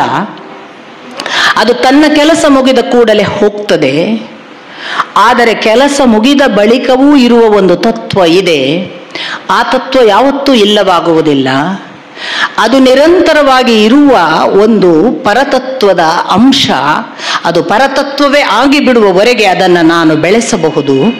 ನಾನು ಅದೇ ಆಗಿದ್ದೇನೆ ಅನ್ನುವ ಭಾವ ಬಂದು ಅದರಲ್ಲಿ ನಾನು ಯಾರು ಅಂತ ಭಾವಿಸಿದ್ರಲ್ಲ ವೆಂಕಟರಾಮನ್, ಅವರಿಗೆ ಗೊತ್ತಾಯಿತು ನಾನು ನಾಗಸುಂದರಂನ ಮಗನಲ್ಲ, ನಾನು ಒಬ್ಬ ವೆಂಕಟರಾಮನ್ ಅನ್ನುವ ಹುಡುಗನಲ್ಲ, ನಾನು ಈ 15 ವರ್ಷದ ದೇಹಕ್ಕೆ ಸಂಬಂಧಪಟ್ಟ ಮಾತ್ರ ಜೀವ ಅಲ್ಲ. ನನ್ನ ಜೀವ ಅನ್ನುವುದು ನಾನು ತಿಳಿದ ನನಗೆ ಯಾವೆಲ್ಲ ಗೊತ್ತಿರುವ ಆವರಣಗಳಿವೆ, ಆ ಗೊತ್ತಿರುವ ಆವರಣಗಳ ಒಂದು ಅಂಶ ಅಲ್ಲ. ನಾನು ನನಗೆ ಗೊತ್ತಿಲ್ಲದ, ನಾನು ಯಾವುದನ್ನು ನಾನು ಅಂತ ಭಾವಿಸಿದ್ದೇನೋ ಅದರ ಆಚೆಗೂ ಇರುವ ನಾನು ಅನ್ನುವುದನ್ನು ಉಂಟು ಮಾಡುವುದಕ್ಕೆ ಕಾರಣನಾದ ಆ ಪರತತ್ವದ ಅಂಶವಾಗಿ ನಾನೇ ಪರತತ್ವವಾಗಬಹುದಾದವರೆಗಿನ ವಿಸ್ತಾರ ಅಂತ ಅರಿವಾದಾಗ ಈಗ ಇನ್ನು ಉತ್ತರ ಯಾರು ಕೊಡೋದು ಅಂತ ಗೊತ್ತಾಗಲಿಕ್ಕೆ ಶುರುವಾಯಿತು. ಉತ್ತರ ಕೊಡಬೇಕಾದ್ರೆ ನಾನು ಅನ್ನೋದು ಇರಬೇಕಲ್ಲ. ನೀನು ಹೇಳಿದ ಸರಿಯಲ್ಲ ಮಾರಾಯ ಅಂತ ಹೇಳಬೇಕಾದ್ರೆ ಇಲ್ಲೊಬ್ಬ ನಾನು ಇರಬೇಕು. ಅವರಿಗೆ ಗೊತ್ತಾಯಿತು, ಇಲ್ಲಿ ಹೇಳುವವನಿಲ್ಲ, ಇಲ್ಲಿ ಮಾತನಾಡುವವನಿಲ್ಲ, ಇಲ್ಲಿ ನಾನು ಅಂತ ಉಪಯೋಗ ಮಾಡಿ ಬುದ್ಧಿಯನ್ನು ಖರ್ಚು ಮಾಡಿ ಏನನ್ನೋ ಪ್ರತಿಕ್ರಿಯಿಸುವ ಒಬ್ಬ ಬುದ್ಧಿವಂತನಿಲ್ಲ. ಇಲ್ಲಿ ನಾನು ಅನ್ನುವ ಅಸ್ತಿತ್ವವೇ ಇಲ್ಲ. ಇಲ್ಲಿ ನಾನು ಅನ್ನುವುದು ಇಲ್ಲವಾದಾಗ ಒಬ್ಬ ಇದ್ದಾನಲ್ಲ, ಆ ಪರತತ್ವ, ಅವನು ಮಾತ್ರ ಇದ್ದಾನೆ. ಅವನನ್ನು ನೋಡಿ ನೀವು ಯಾವತ್ತಾದ್ರೂ ಮಾತಾಡ್ತಾನ? ಇಲ್ಲಿರುವ ಇಷ್ಟೂ ಜನ ನಾವು ಕೂತವನನ್ನು ಅವನು ನೋಡ್ತಿದ್ದಾನೆ. ಅವನು ನೋಡುವುದನ್ನು ಗೊತ್ತುಪಡಿಸ್ತಾನ? ಅವನು ನೋಡ್ತಿದ್ವ ಮಾತ್ರವಲ್ಲದೆ ನಾವೇ ಎಷ್ಟು ದಿನ ಕೂತ್ಕೊಂಡು ಅವನಿಗೆ ಬೈದರೂ ಅವನು ಸುಮ್ಮನೆ ಇರ್ತಾನೆ, ಅವನು ಪ್ರತಿಕ್ರಿಯಿಸುವುದಿಲ್ಲ. ನಾವು ಎಷ್ಟೋ ಸಾರಿ ಅವನ ಮೇಲೆ ಸಿಟ್ಟು ಬಂದು ಫೋಟೋಕ್ಕೆ ಬೇಕಿದ್ರೆ ಹೊಡಿಬಹುದು, ದೇವರ ಮೂರ್ತಿಗೆ ಹೊಡೆಯುತ್ತಿರ್ತೀವಿ, ಅವನು ಪ್ರತಿಕ್ರಿಯಿಸುವುದಿಲ್ಲ. ನಾವು ಪರಮ ಪೂಜ್ಯ ಭಾವದಿಂದ ನಮ್ಮನ್ನು ಸರ್ವಸ್ವ ಅರ್ಪಿಸಿಕೊಂಡು ಅವನಿಗೆ ಎಲ್ಲವನ್ನು ಕೊಟ್ಟ ಖುಷಿಯಿಂದ ತಾಳ ಹಾಕಿ ಕುಣಿದು ನಮ್ಮ ಸಂತೋಷವನ್ನು ವ್ಯಕ್ತಪಡಿಸ್ತೇವೆ, ಅವನು ಮಾತನಾಡುವುದಿಲ್ಲ. ಅಂಥದೊಂದು ಪರತತ್ವದ ಅವಸ್ಥೆ ತಲುಪಿದರು ರಮಣರು ಅನ್ನುವುದು ನಾನು ಯಾರುವಿನಲ್ಲಿ ಗೊತ್ತಾಗ್ತದೆ. ಅದಕ್ಕೆ ಅವರು ಪದೇ ಪದೇ ಹೇಳ್ತಾರೆ, ನನಗೆ ಏನು ಮಾಡಿದ್ರು ನಿದ್ದೆ ಬರೋದಿಲ್ಲ, ಬಹಳ ಚರ್ಚೆ ಮಾಡುತ್ತೆ ಬುದ್ಧಿ, ಏನು ಮಾಡಬೇಕು ಗುರುಗಳೇ ಅಂತ ಒಬ್ಬರು ಕೇಳಿದ್ರು ಅಂತ ಇಟ್ಕೊಳ್ಳಿ. ರಮಣರ ಉತ್ತರ ಏನು ಗೊತ್ತಾ? ಹೀಗೆ ಕೇಳುವವನು ಯಾರು ನೋಡು. ಎಷ್ಟು ಬ್ಯೂಟಿಫುಲ್ ಆದ ಮೆಥಡ್ ಗೊತ್ತಾ? ನೋಡಿ, ನಮಗೆ ಎಲ್ಲ ಪ್ರಶ್ನೆಗೆ ಉತ್ತರ ಕೊಡ್ಲಿಕ್ಕೆ ಗೊತ್ತಿದೆ. ಈಗ ಉದಾಹರಣೆಗೆ ನಿದ್ದೆ ಯಾಕೆ ಬರೋದಿಲ್ಲ ಅಂತ ನಾನು ಕೇಳಿದೆ ಅಂತ ಇಟ್ಕೊಳ್ಳಿ, ನೀವು ರೀಸನ್ಸ್ ಹೇಳ್ತೀರಿ. ಅದು ಗೊತ್ತಿಲ್ಲ, ಯಾಕೋ ನಿದ್ದೆ ಬರಲ್ಲ, ಬಹುತೇಕ ನಾನು ಚಹಾ ಕುಡ್ದೆ ಕಾಣ್ತದೆ ರಾತ್ರಿ, ಅದಕ್ಕೆ ಬರಲಿಲ್ಲ ಕಾಣ್ತದೆ. ಅಥವಾ ಇನ್ನೊಂದು ರೀಸನ್ ಹೇಳ್ತೇವೆ, ನಾನು ಚೆನ್ನಾಗಿ ನಿದ್ದೆ ಮಾಡ್ಬೇಕಂತ ಹೊರಟಿದ್ದೆ, ಸುಮ್ಮನೆ ಮನೆಯಲ್ಲಿ ನನ್ನ ಹೆಂಡತಿ ಜಗಳ ತೆಗೆದ್ಲು, ಅದು ಮನಸ್ಸಲ್ಲಿ ತಾಪ ಆಯಿತು ಕಾಣ್ತದೆ. ಉತ್ತರ ಕೊಡ್ಲಿಕ್ಕೆ ಬರುವ ಪ್ರಶ್ನೆಗಳು ಇವೆಲ್ಲ ಅಲ್ವಾ? ನಿನಗೆ ನಿದ್ದೆ ಬರುವ ಹಾಗೆ ಏನ್ ಮಾಡಿದ್ರೆ ಆಗ್ತಾ? ಅವನೇ ಹೇಳ್ತಾನೆ ಅವಾಗ, ಕೆಲವೊಮ್ಮೆ ಆಗತ್ತೆ ಸ್ವಾಮಿ ನಿದ್ದೆ ಬಾರದ ಹಾಗೆ, ಮತ್ತೊಂದು 2 ಗಂಟೆ ಸ್ವಲ್ಪ ಒದ್ದಾಡಿದ ಹಾಗೆ ಮಾಡ್ತಾನೆ, ಮತ್ತೆ ನಿದ್ದೆ ಬರುತ್ತೆ, ಅದಕ್ಕೂ ಉತ್ತರ ಕೊಡ್ತಾನೆ ಅವನು. ಅಲ್ಲಪ್ಪ ಜಗಳ ಆದಾಗ ನಿಂಗೆ ಸುಮ್ಮನೆ ಇರಕ್ಕಾಗಲ್ಲ ಸರ್, ನಾನು ಅನ್ಕೊಳ್ತೀನಿ ಸುಮ್ಮನೆ ಇರಬೇಕು, ಏನು ಮಾಡಬಾರ್ದು, ಅವ್ರು ಹೇಳಿದ್ರೆ ಹೇಳಿ ಅನ್ಕೋತೀನಿ, ತಡ್ಕೊಳಕ್ಕಾಗಲ್ಲ, ವಾಪಸ್ ಹೇಳೇ ಬಿಡ್ತೀನಿ, ಉತ್ತರ ಕೊಡ್ತೀನಿ. ನೀನು ಯಾರು ಕೇಳಿ ಉತ್ತರ ಕೊಡಕ್ಕಾಗತ್ತಾ? ಯಾವ ಪ್ರಶ್ನೆಗೆ ಮನಸ್ಸು ಮತ್ತು ಬುದ್ಧಿ ಉತ್ತರ ಕೊಡಲಿಕ್ಕೆ ಸಾಧ್ಯವಿಲ್ಲವೋ ಆ ಪ್ರಶ್ನೆಯನ್ನು ಕೇಳಿ. ಆಗ ಅವನು ರಿವೀಲ್ ಆಗ್ತಾನೆ. ಏನು ಪ್ರಶ್ನೆ ಕೇಳಿದ್ರೂ ಉತ್ತರ ಕೊಡುತ್ತೆ ನಿಮ್ಮ ಬುದ್ಧಿ, ಯಾಕೆಂದ್ರೆ ಅದು ಅಹಂಕಾರಕ್ಕೆ ಸಮೀಪದ್ದು. ಏನು ಪ್ರಶ್ನೆ ಕೇಳಿದ್ರೂ ನಮ್ಮ ಮನಸ್ಸು ತಕ್ಷಣ ಪ್ರತಿಕ್ರಿಯಿಸ್ತದೆ, ಯಾಕೆಂದ್ರೆ ಅಹಂಕಾರಕ್ಕೆ ಬಿಟ್ಟು ಕೊಟ್ಟು ಗೊತ್ತಿಲ್ಲ. ರುದ್ರ ಇರುವುದೇ ಅವನು ನಮ್ಮ ಕಾಲವನ್ನ ಗಣಿಸಿ ಗಣಿಸಿ ನಮ್ಮನ್ನ ಕೊಲ್ಲುವುದಕ್ಕೆ. ಆ ರುದ್ರ ಕೊಲ್ಲುವುದರ ಕೊನೆಯ ಹಂತದ ಕೊಲೆ ಇದೆ ಅಲ್ಲ, ಅದು ನಮ್ಮನ್ನು ದೈಹಿಕವಾಗಿ ಇಲ್ಲವಾಗಿಸುವುದು. ಅದಕ್ಕೆ ಮೊದಲೇ ರುದ್ರನಿಗೆ ವಶ ಆಗಬೇಕು. ಅದು ಡೆತ್, ಅದು ಸಮಾಧಿಸ್ಥಾವಸ್ಥೆ. Dying to your own self ಅಂತ. ಸೆಲ್ಫಿನ ಒಳಗೆ, ನನ್ನ ಒಳಗೆ ನಾನು ಅಂತ ಭಾವಿಸಿದ ಯಾವುದು ಅಹಂಕಾರ ಇದೆಯಲ್ಲ, ಅದು ಸಾಯುವುದು. ಅದು ಸಾಯುವುದು ಯಾವಾಗ? ಉತ್ತರಿಸಲಾಗದ ಪ್ರಶ್ನೆಯನ್ನು ಅದಕ್ಕೆ ಕೇಳಿದಾಗ. ನಿಮ್ಗೆ ಏನೇನು ಪ್ರಶ್ನೆ ಕೇಳ್ತದಲ್ಲ, ನಾನು ಕೇಳಿದ ಯಾವುದೋ ಒಂದೆರಡು ಅಲ್ಲದ ಸಾಕಷ್ಟು ಪ್ರಶ್ನೆಗಳು ನಿಮ್ಮ ರಾತ್ರಿಯ ನಿದ್ರೆಯನ್ನು ಕೆಡಿಸಿರ್ತವೆ. ನಿಮ್ಮ ಮನಸ್ಸಿನಲ್ಲಿ ಅಲ್ಲಿ ಕೂತ್ಕೊಂಡು ಪಾಠ ಮಾಡಿದ್ದನ್ನು ಕೇಳಲಿಕ್ಕಾಗದಷ್ಟು ಘರ್ಷಣೆ ಮಾಡುವ ಮಾತುಕತೆ ನಡೀತದೆ. ಮನಸ್ಸು ವಿಚಲಿತವಾಗಿ ಒಂದು ಥರ ಏನಪ್ಪ ಸಾಕಿದು, ಯಾವಾಗ ನಿಲ್ಲುತ್ತೆ ಈ ಟಾಕ್ ಅಂತ ಅನ್ಸುತ್ತೆ. ಅಷ್ಟು ಇಂಟರ್ನಲ್ ಡಿಸ್ಕಷನ್ ಟಾಕ್ ನಡೀತದಲ್ಲ, ಆಗೆಲ್ಲ ಅದಕ್ಕೆ ಒಂದೇ ಒಂದು ಪ್ರಶ್ನೆ ಕೇಳಿ. ಪ್ರಶ್ನೆಗೆ ಉತ್ತರ ಕೊಡಬೇಡಿ. ಈಗ ಉದಾಹರಣೆಗೆ, ನೀನು ಸರಿ ಇಲ್ಲ, ಹೀಗೆ ಕೇಳುವ ನೀನು ಯಾರು ಕೇಳಿ.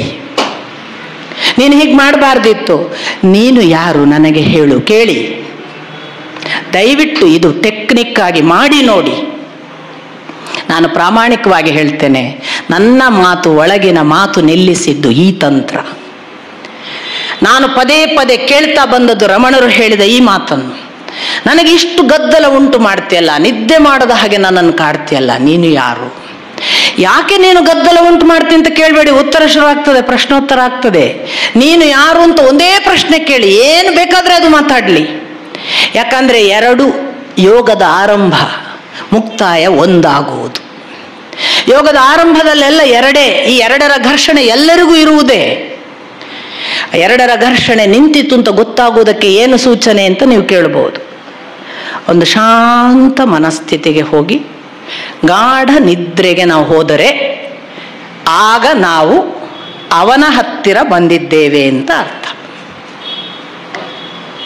ಯಾಕೆಂದ್ರೆ ಗಲಾಟೆ ಅವನ ಅವಸ್ಥೆ ಅಲ್ಲ, ಗೊಂದಲ ಗದ್ದಲ ಅವನ ಸ್ಥಿತಿ ಅಲ್ಲ.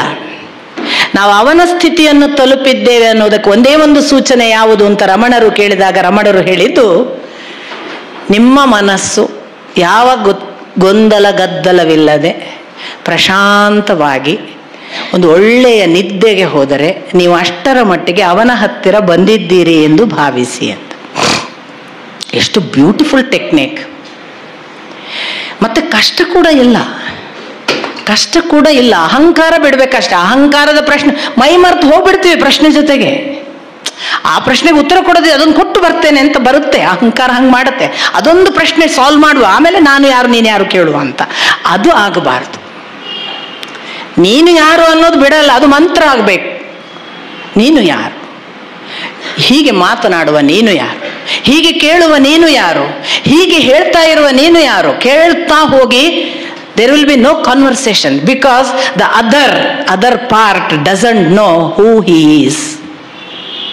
ಆಚೆಯ ಬದಿಗೆ ಮಾತಾಡ್ತಾ ಇದೆ ಅಲ್ಲ, ಅದಕ್ಕೆ ಗೊತ್ತಿಲ್ಲ ಅವನು ಯಾರು ಅಂತ. ಆದ್ರಿಂದ ಅದು ಸುಮ್ಮನಾಗ್ತದೆ. ಇದನ್ನೇ ಕೃಷ್ಣ ಇನ್ನೊಂದು ತರ ಭಗವದ್ಗೀತೆಯಲ್ಲಿ ಹೇಳಿದ. ಉಸಿರಾಡುವಾಗ, ತಿನ್ನುವಾಗ, ಮತ್ಕರೋಷಿ ಅಲ್ವಾ, ಯತ್ ಕರೋಷಿ ಯದಶ್ನಸಿ ದದಾಸಿಯತ್, ಯಾವಾಗ ಏನೇ ಮಾಡುವಾಗ ಏನ್ ಮಾಡು, ಮತ್ಕುರುಷ್ವ ಮತ್ತು ಮದರ್ಪಣಂ ಭಾವದಿಂದ ಮಾಡುವಂತ. ಯಾವಾಗಲೇ ಏನನ್ನೇ ಮಾಡುವಾಗ ನಾನು ಮಾಡಿದೆ ಹೇಳಬೇಡ, ಅವನು ಮಾಡುತ್ತಿದ್ದಾನೆ, ಅವನು ಉಸಿರಾಡುತ್ತಿದ್ದಾನೆ. ನಾನು ಉಸಿರಾಡ್ತಿದ್ದೇನೆ ಅಂತ ಯಾವನಾದ್ರೂ ಒಬ್ಬ ಈ ಜಗತ್ನಲ್ಲಿ ಒಬ್ಬ ಹೇಳಿದ ಅಂದ್ರೆ ನಾನು ಅವನ ಪಾದಕ್ಕೆ ಬೀಳ್ತೀನಿ. ರಾತ್ರಿ ಎಲ್ಲ ನಾನೇ ಉಸಿರಾಡಿದ್ ಕಣ್ರಿ ನಿದ್ದೆ ಮಾಡುವಾಗ ಅಂತ ಒಬ್ಬ ಹೇಳಿ, ಎಚ್ಚರ ಇರುವಾಗ ಹೇಳ್ಬೋದು, ಅವನು ಪ್ರಾಣಾಯಾಮ ಮಾಡುವಾಗ ಹೇಳ್ಬೋದು ನಾನೇ ಉಸಿರಾಡಿದೆ ಅಂತ. ರಾತ್ರಿ ಮಲಗಿದ್ರಲ್ಲ, ಏನೂ ಗೊತ್ತಿಲ್ಲ, ಜಗತ್ನಲ್ಲಿ ಕಳ್ಳ ಬಂದು ಹೋದ್ ಗೊತ್ತಿಲ್ಲ, ದರೋಡೆ ಆದದ್ದು ಗೊತ್ತಿಲ್ಲ, ಮನೆ ಯಾವನೋ ಒಬ್ಬ ಉಸಿರಾಡ್ತಿದ್ದಾನಲ್ಲ, ಅವನು ಯಾರು? ಅದಕ್ಕೆ ಭಾಗವತ ಬಹಳ ಸುಂದರವಾಗಿ ಹೇಳ್ತದೆ, ನಿದ್ದೆಗೆ ಹೋಗುವಾಗ ಇದು ನನ್ನ ಪ್ರಳಯದ ಸಂದರ್ಭ, ಈಗ ನಾನು ಬ್ರಹ್ಮನನ್ನು ಸೇರುತ್ತಿದ್ದೇನೆ, ಬ್ರಹ್ಮನಲ್ಲಿ ನನ್ನ ಕಿವಿ ಲೀನವಾಗಿದೆ, ನನ್ನ ಕಣ್ಣು ಲೀನವಾಗಿದೆ, ನನ್ನ ಮೂಗು ಲೀನವಾಗಿದೆ, ನನ್ನ ಮನಸ್ಸು, ನನ್ನ ಬುದ್ಧಿ, ನನ್ನ ಎಲ್ಲವೂ ಕೂಡ ಅವನಲ್ಲಿ ಸೇರಿದೆ. ನಾನೀಗ ಬ್ರಹ್ಮನ ಒಳಗೆ, ಅವನ ಗರ್ಭದೊಳಗೆ ಶಿಶುವಾಗಿದ್ದೇನೆ, ಭಾವಿಸಿ ಮಲಗಿ. ಇದೆಲ್ಲ ಬಹಳ ಬ್ಯೂಟಿಫುಲ್ ಆದ ಧ್ಯಾನ ಕ್ರಮಗಳು. ಹೇಳುವಾಗ ಈಗ ನಾನು ಬ್ರಹ್ಮನ ಹೊಟ್ಟೆಯ ಗರ್ಭದಿಂದ ಹೊರಗೆ ಬರುತ್ತಿದ್ದೇನೆ, ಅವನು ನನ್ನ ಕಣ್ಣನ್ನು ಬಿಡಿಸುತ್ತಿದ್ದಾನೆ, ಅವನಿಂದ ಈ ಬೆಳಕು, ಅವನು ನನ್ನ ಉಸಿರಾಟವನ್ನು ನನ್ನ ಗಮನಕ್ಕೆ ತಂದಿದ್ದಾನೆ, ಅವನೀಗ ನಾನು ಎಚ್ಚರ ಇರುವುದನ್ನು ನನಗೆ ಹೇಳುತ್ತಿದ್ದಾನೆ, ಈಗ ನನ್ನ ಕಿವಿಗಳಿಗೆ ಹೊರಗಿನ ಶಬ್ದ ಕೇಳುವಂತೆ ಅವನು ಮಾಡಿದ್ದಾನೆ ಹೇಳಿಕೊಂಡು ಅವನಿಗೊಂದು ನಮಸ್ಕರಿಸಿ ಹೇಳಿ ಎನ್ನುತ್ತೆ ಭಾಗವತ. ಇಂಥ ಅಂಶಗಳು ಯಾಕಿವೆ? ದೇವರನ್ನು ದೊಡ್ಡದು ಮಾಡಲಿಕ್ಕೆ ಇಲ್ಲ. ದೇವರು ಆಲ್ರೆಡಿ ದೊಡ್ಡವನಿದ್ದಾನೆ, ನೀನು ದೊಡ್ಡವನಾಗು, ನಿನಗಾ ಸಾಧ್ಯತೆ ಇದೆ. ರಮಣರು ಅಂಥದನ್ನು ಕಂಡ್ರು ಅಂತ ಅವರ ಈ ಮಾತಿನಿಂದ ಗೊತ್ತಾಗ್ತದೆ. ನಾನು ಯಾರು ಅಂತ ಪ್ರಶ್ನೆ ಹುಟ್ಟಿದ ಹುಡುಗನಿಗೆ ನಾನು ಯಾರು ಅನ್ನೋದು ಗೊತ್ತಾಯಿತು. ಹಾಗೊಮ್ಮೆ ಗೊತ್ತಾದಾಗ ಗಗನದ ಮೇಲೊಂದು ಅಭಿನವ ಗಿಳಿ ಹುಟ್ಟಿ ಒಂದು ಗಿಳಿಯು ಸಂಭ್ರಮದ ಮನೆ ಮಾಡಿತ್ತು. ಗಗನದ ಮೇಲೊಂದು ಅಭಿನವ ಗಿಳಿ ಹುಟ್ಟಿ ಒಂದು ಗಿಳಿಯು ಸಂಭ್ರಮದ ಮನೆ ಮಾಡಿತ್ತು. ಆ ಒಂದು ಗಿಳಿಯು 25 ಆಯಿತು. ಬ್ರಹ್ಮಾದಕ್ಕೆ ಪಂಜರವಾದ, ವಿಷ್ಣು ಕೂಳನಿಕ್ಕಿದ, ರುದ್ರ ಕೋಲಾದ. ಈ ಮೂರರೊಳಗಂಧದಲ್ಲಿ ಕಂದನು ಮುಳುಗಿ ದೃಷ್ಟನಾಮವು ನಷ್ಟವಾಯಿತು ನೋಡಾ ಗುಹೇಶ್ವರ. ಅಲ್ಲಮನನ್ನು ಬಿಟ್ಟರೆ ಹೀಗೊಂದು ಅನುಭವವನ್ನು ಹೇಳಿದವರೇ ಇಲ್ಲ. ನಾನು ನಿನ್ನೆ ಹೇಳಿದೆ, ಒಂದು ಹೊಸ ಹಕ್ಕಿ ಅಂದರೆ ಭಗವಂತನ ಪಾರ್ಟಿಕಲ್ ಅಂತ. ಸೂಕ್ಷ್ಮಾವಸ್ಥೆಯ ಅತ್ಯಂತ ಕೋಮಲಾವಸ್ಥೆಯ ಪಕ್ಷಿ ಅಂದರೆ ಅದು ಜೀವಕ್ಕೆ ಸಂಬಂಧಪಟ್ಟ ಆತ್ಮ ಅಂತ ಯಾವ ಭಗವತ್ ತತ್ವ ಇದೆ ಅದರ ಅಂಶ. ಅವನು ಹೇಳ್ತಾನೆ, ಮೊದಲು ಗಗನದ ಮೇಲೊಂದು ಅಭಿನವ ಗಿಳಿ ಹುಟ್ಟಿತು, ಅದು ಬಂದು ಸಂಭ್ರಮದಿಂದ ಮನೆ ಮಾಡಿತು. ಪ್ರಥಮದಲ್ಲಿ ಗಿಳಿ ಎಲ್ಲಿತ್ತು? ಗಗನದಲ್ಲಿ, ತನ್ನ ಪಾಡಿಗೆ ಆಕಾಶದಲ್ಲಿದ್ದಂತಹ ಒಂದು particle of the supreme being ತಾನು ಯಾವುದೋ ಕಾರಣಕ್ಕೆ ಬಂದು ದೇಹವನ್ನು ಸೇರಿತು, ಸಂಭ್ರಮದಲ್ಲಿ ಮನೆ ಮಾಡಿತು, ಒಂದು ದೇಹವನ್ನು ಸೇರಿತು. ಸೇರಿದ ತಕ್ಷಣ ಒಂದು ಗಿಳಿಯು 25 ಆಯಿತು. ಅದು ತಾನೊಂದೇ ಇತ್ತು. ಎಷ್ಟು ಸೂಕ್ಷ್ಮವಾದ ಗಿಳಿ, ಎಂತಹ ಸುಪ್ರೀಂ ಎನರ್ಜಿಯ ಪಾರ್ಟಿಕಲ್ ಆಗಬಹುದಾದ ಎಲ್ಲ ಸಾಧ್ಯತೆಯ ಆಕಾಶ ತತ್ವದಲ್ಲಿತ್ತು. ಅದಕ್ಕೆ ಯಾವುದೋ ಪ್ರಾರಬ್ಧವೋ ಯಾವುದೋ ಅಪೇಕ್ಷೆಯೋ ಬಂದು ಒಂದು ಮನೆ ಮಾಡಿತು. ಈಗ ಏನಾಯಿತು? ಮನೆ ಮಾಡಿದ ತಕ್ಷಣ ಒಂದು ಇದ್ದದ್ದು 25 ಆಯಿತು. Very interesting. ಸಾಂಖ್ಯ ಪ್ರಕೃತಿ ತತ್ವದ 24 ಭಾಗಗಳ ಒಂದಾಯಿತು. ಅದು ಅಷ್ಟವರೆಗೆ ಒಂದೇ ಇತ್ತು, ಸುಪ್ರೀಂ ಎನರ್ಜಿಯ ಪಾರ್ಟಿಕಲ್, ಬ್ಯೂಟಿಫುಲ್ ಆಗಿ ತನ್ನ ಪಾಡಿಗೆ ಇತ್ತು. ಯಾವಾಗ ಮನೆ ಮಾಡಿತು ಆಗ ಪಂಚಭೂತಗಳು 5, ಪಂಚೇಂದ್ರಿಯಗಳು 5, ಪಂಚ ತನ್ಮಾತ್ರೆಗಳು 5, ಪಂಚ ಕರ್ಮೇಂದ್ರಿಯಗಳು 5, 20, ಮನಸ್ಸು, ಬುದ್ಧಿ, ಅಹಂಕಾರ, ಚಿತ್ತ, ಅಂತಃಕರಣ ಚತುಷ್ಟಯಗಳು 4. ಇವು ಸೇರಿ ಪ್ರಕೃತಿ ತತ್ವಗಳು 24. ಇದರ ಒಳಗೆ ಬಂದು ಕೂತು 25ನೆಯದ್ದಾಯಿತು ಡಿಪೆಂಡೆಂಟ್. ಪಾಪ, ತನ್ನ ಪಾಡಿಗೆ ಎಷ್ಟು ಚೆನ್ನಾಗಿತ್ತು. ಬಂದು ಪ್ರಕೃತಿ ತತ್ವವನ್ನು ನನಗೆ ಚೆನ್ನಾಗಿದೆ ಈ ಮನೆ ಅಂತ ಬಂದು ಸೇರಿದ್ದರಿಂದ ಒಂದು ಗಿಳಿಯು 25 ಆಯಿತು. ಒಮ್ಮೆ ದೇಹವನ್ನು ಸೇರಿತಾ ಈ ಗಿಳಿ, ಬ್ರಹ್ಮ ಪಂಜರವಾದ. ಮತ್ತೆ ಹುಟ್ಟು ಸಾವು ನಿರ್ಣಯ ಶುರುವಾಯಿತು. ಬ್ರಹ್ಮ ಪಂಜರವಾದ, ಅವನು ಬಿಗಿದು ಬಿಟ್ಟ ಹುಟ್ಟು ಸಾವಿನ ಪಂಜರದಲ್ಲಿ. ವಿಷ್ಣು ಕೂಳನೆಕ್ಕಿದ, ವಿಷ್ಣು ಬೇಕು ಆಮೇಲೆ ಪೋಷಣೆ ಮಾಡಲಿಕ್ಕೆ, ಇದು ತನ್ನೇ ತಾನು ಸ್ವತಂತ್ರವಾಗಿ ಏನು ಮಾಡಲಿಕ್ಕೆ ಸಾಧ್ಯವಿಲ್ಲ. ಆಮೇಲೆ ರುದ್ರ ಕೋಲಾದ, ಟೈಮ್ ಬಂದಾಗ ತಗೊಂಡು ಹೋಗ್ಲಿಕ್ಕೆ ರುದ್ರ ಬರಬೇಕು. ಈ ಮೂರರ ಅಂದದೊಳು ಮುಳುಗಿದ ಕಂದನ ದೃಷ್ಟ ನಷ್ಟವಾಯಿತು ನೋಡ ಗುಹೇಶ್ವರ. ಮುಳುಗಿ ಬಿಡ್ತಲ್ಲ ಈ ಮೂರರಲ್ಲಿ. ಬ್ರಹ್ಮನ ಹುಟ್ಟು ಸಾವಿನ ಚಕ್ರ, ವಿಷ್ಣುವಿನ ಪೋಷಣೆ, ರುದ್ರನ ಕಾಲಕ್ಕೆ ಒಪ್ಪಿಸಿಕೊಂಡ ಮಾಯೆಯಲ್ಲಿ ಸಿಕ್ಕಿಕೊಂಡ ಈ ಜೀವ ಅದರ ಒರಿಜಿನಲ್ ದೃಷ್ಟ ಇತ್ತಲ್ಲ, ನಷ್ಟವಾಯಿತು. ಒರಿಜಿನಲ್ ಅದು ಅವನು, ಆದರೆ ಇದರ ಒಳಗೆ ಸೇರಿ ನಾನು ಅನ್ನೋ ಅಹಂಕಾರವಾಗಿ ಹೋಯಿತು. ಇದನ್ನು ರಮಣರು ಅನುಭವಿಸಿದ್ರು. ಅವರ ಸಮಾಧಿಸ್ಥ ಅವಸ್ಥೆಯಲ್ಲಿ ಅವರಿಗೆ ಗೊತ್ತಾಯಿತು, ಇದು ಬಂದು ಹೋಗುವ ತತ್ವ ತತ್ವ, ಇದರೊಳಗೊಂದು ಅವಿನಾಶಿ ತತ್ವವಿದೆ. ಇದು ಯಾವತ್ತೂ ಎಲ್ಲಿಗೂ ಹೋಗಲ್ಲ. ಇದು ಹೋಗುವುದಿಲ್ಲ. ಆದ್ದರಿಂದ ಈ ಹೋಗುವುದಕ್ಕೆ ನಾನು ಅಂಟಿಕೊಳ್ಳಲಿಕ್ಕಿಲ್ಲ. ಆದ್ದರಿಂದ ಇಲ್ಲಿ ಮಾತನಾಡುವ ವಾಕ್ಯಗೆ ಸಂಬಂಧಪಟ್ಟ, ಬುದ್ಧಿಗೆ ಸಂಬಂಧಪಟ್ಟ, ಈ ನಾನು ಅನ್ನೋ ಅಹಂಕಾರಕ್ಕೆ ಸಂಬಂಧಪಟ್ಟ ತತ್ವದ ಆಚೆಗೆ ಅವನು. ಯಾಕೆ? ಮಾತಿನಿಂದ ಅವನನ್ನು ಹೇಳಲು ಬಾರದಯ್ಯ. ಶಬ್ದದೊಳಗಣ ನಿಶ್ಶಬ್ದದಂತೆ, ಭಗವಂತನನ್ನ ಅಲ್ಲಮ ಕೊಟ್ಟ ವ್ಯಾಖ್ಯಾನ. ಅದೇ ಬಸವಣ್ಣನಿಗೆ ನುಡಿಯೊಳಗಣ ಅರ್ಥದಂತೆ. ಅವರವರು ಅರ್ಥ ಮಾಡಿಕೊಂಡ ಹಾಗೆ ಅನ್ನೋದಕ್ಕೆ ಬಸವಣ್ಣನಿಗೆ ಆತ್ಮತತ್ವ ನುಡಿಯೊಳಗಣ ಅರ್ಥದಂತೆ, ಅಲ್ಲಮನೆಗೆ ಶಬ್ದದೊಳಗಣ ನಿಶ್ಶಬ್ದದಂತೆ. ಹೇಳಕ್ಕಾಗಲ್ಲ. ಈ ಸ್ಥಿತಿಯನ್ನ ಅವರು ತಲುಪಿದ್ರು ಅಂತ ನಮಗೆ ಗೊತ್ತಾಗೋದು, ನಾನು ಅನ್ನುವುದು ಅವರಿಗೆ ಏನು ಅಂತ ಉತ್ತರ ಸಿಕ್ಕಿತು ಅಂತ ಗೊತ್ತಾಗೋದು ಒಂದು ಉಪದೇಶದಲ್ಲಿ ಹೇಳಿದ್ದಲ್ಲ. ಯಾರೋ ಪ್ರಶ್ನೆ ಕೇಳೋ ಉತ್ತರ ಕೊಡ್ತಾ ಕೊಡ್ತಾ ಗೊತ್ತಾಗುತ್ತೆ ನಿಮಗೆ. ನಾನು ಯಾರೋ ಕೃತಿ ಓದಿದ್ರೆ ಅವರಿಗೆ ಆತ್ಮತತ್ವ ಕಾಣಿಸಿತು. ಆ ನಂತರ ನನಗೆ ಯಾವಾಗಲೂ ಒಂದು ಪ್ರಶ್ನೆ, ಒಬ್ಬನಿಗೆ ತಾನು ತನ್ನ ಅರಿವಿನ ಸಾಕ್ಷಾತ್ಕಾರ ಅಂತ ಆದ ಮೇಲೆ ನಾವು ಸುಮ್ಮನೆ ಹೀಗೆ ಪುನರವಲೋಕನ ಮಾಡಿದರೆ, ಹಾಗೆ ಆತ್ಮ ಸಾಕ್ಷಾತ್ಕಾರ ಆದವರು ಸಾಮಾನ್ಯವಾಗಿ ಇಲ್ಲವಾಗ್ತಾರೆ. ಅವರು ಇಲ್ಲಿ ಇರೋದಿಲ್ಲ. ಅಕ್ಕ ಮಹಾದೇವಿ ಅಂಥದೇ ಮಾತನ್ನು ಹೇಳ್ತಾಳೆ, ಎನ್ನ ಭವಿ ಅಳಿದುದು. ಆದ್ರಿಂದ ಕದಳಿ, ಕದಳಿ ಎಂಬುದು ಮನ, ಕದಳಿ ಎಂಬುದು ವನ, ಕದಳಿ ಎಂಬುದು ಭವಬಂಧನ, ಅಂತಿಪ್ಪ ಕದಳಿಯನ್ನು ಕಂಡೆನಾಗಿ ನಾನು ನಿನ್ನನ್ನು ಸೇರಿದೆ ನೋಡ ಚನ್ನಮಲ್ಲಿಕಾರ್ಜುನ. ಅವಳಿಗೆ ಗೊತ್ತಾಯಿತು, ಈ ಬದುಕು ಕದಳಿ, ಬಾಳೆಯ ಗಿಡ ಇರುತ್ತೆ, ಹಣ್ಣು ಕೊಟ್ಟ ಮೇಲೆ ಇರೋದಿಲ್ಲ, ಅದೊಂದೇ ಗಿಡ, ಫಲ ಕೊಟ್ಟ ಮೇಲೆ ಇಲ್ಲದೆ ಇರುವುದು. ಅದರಿಂದ ಕದಳಿ ಅಂತ ಅದನ್ನು ತಿಳಿದ್ಲೋಳು, ಹೊರಟು ಹೋದ್ಲು. ಅಲ್ಲಮನು ಕೊನೆಗೆ ಕದಳಿವನ ಪ್ರವೇಶಿಸಿದ ಅಂತ ಹೇಳ್ತಾರೆ. ಅರಿವಿನ ನಂತರ ಸ್ವಲ್ಪ ಕಾಲ ಇದ್ದ.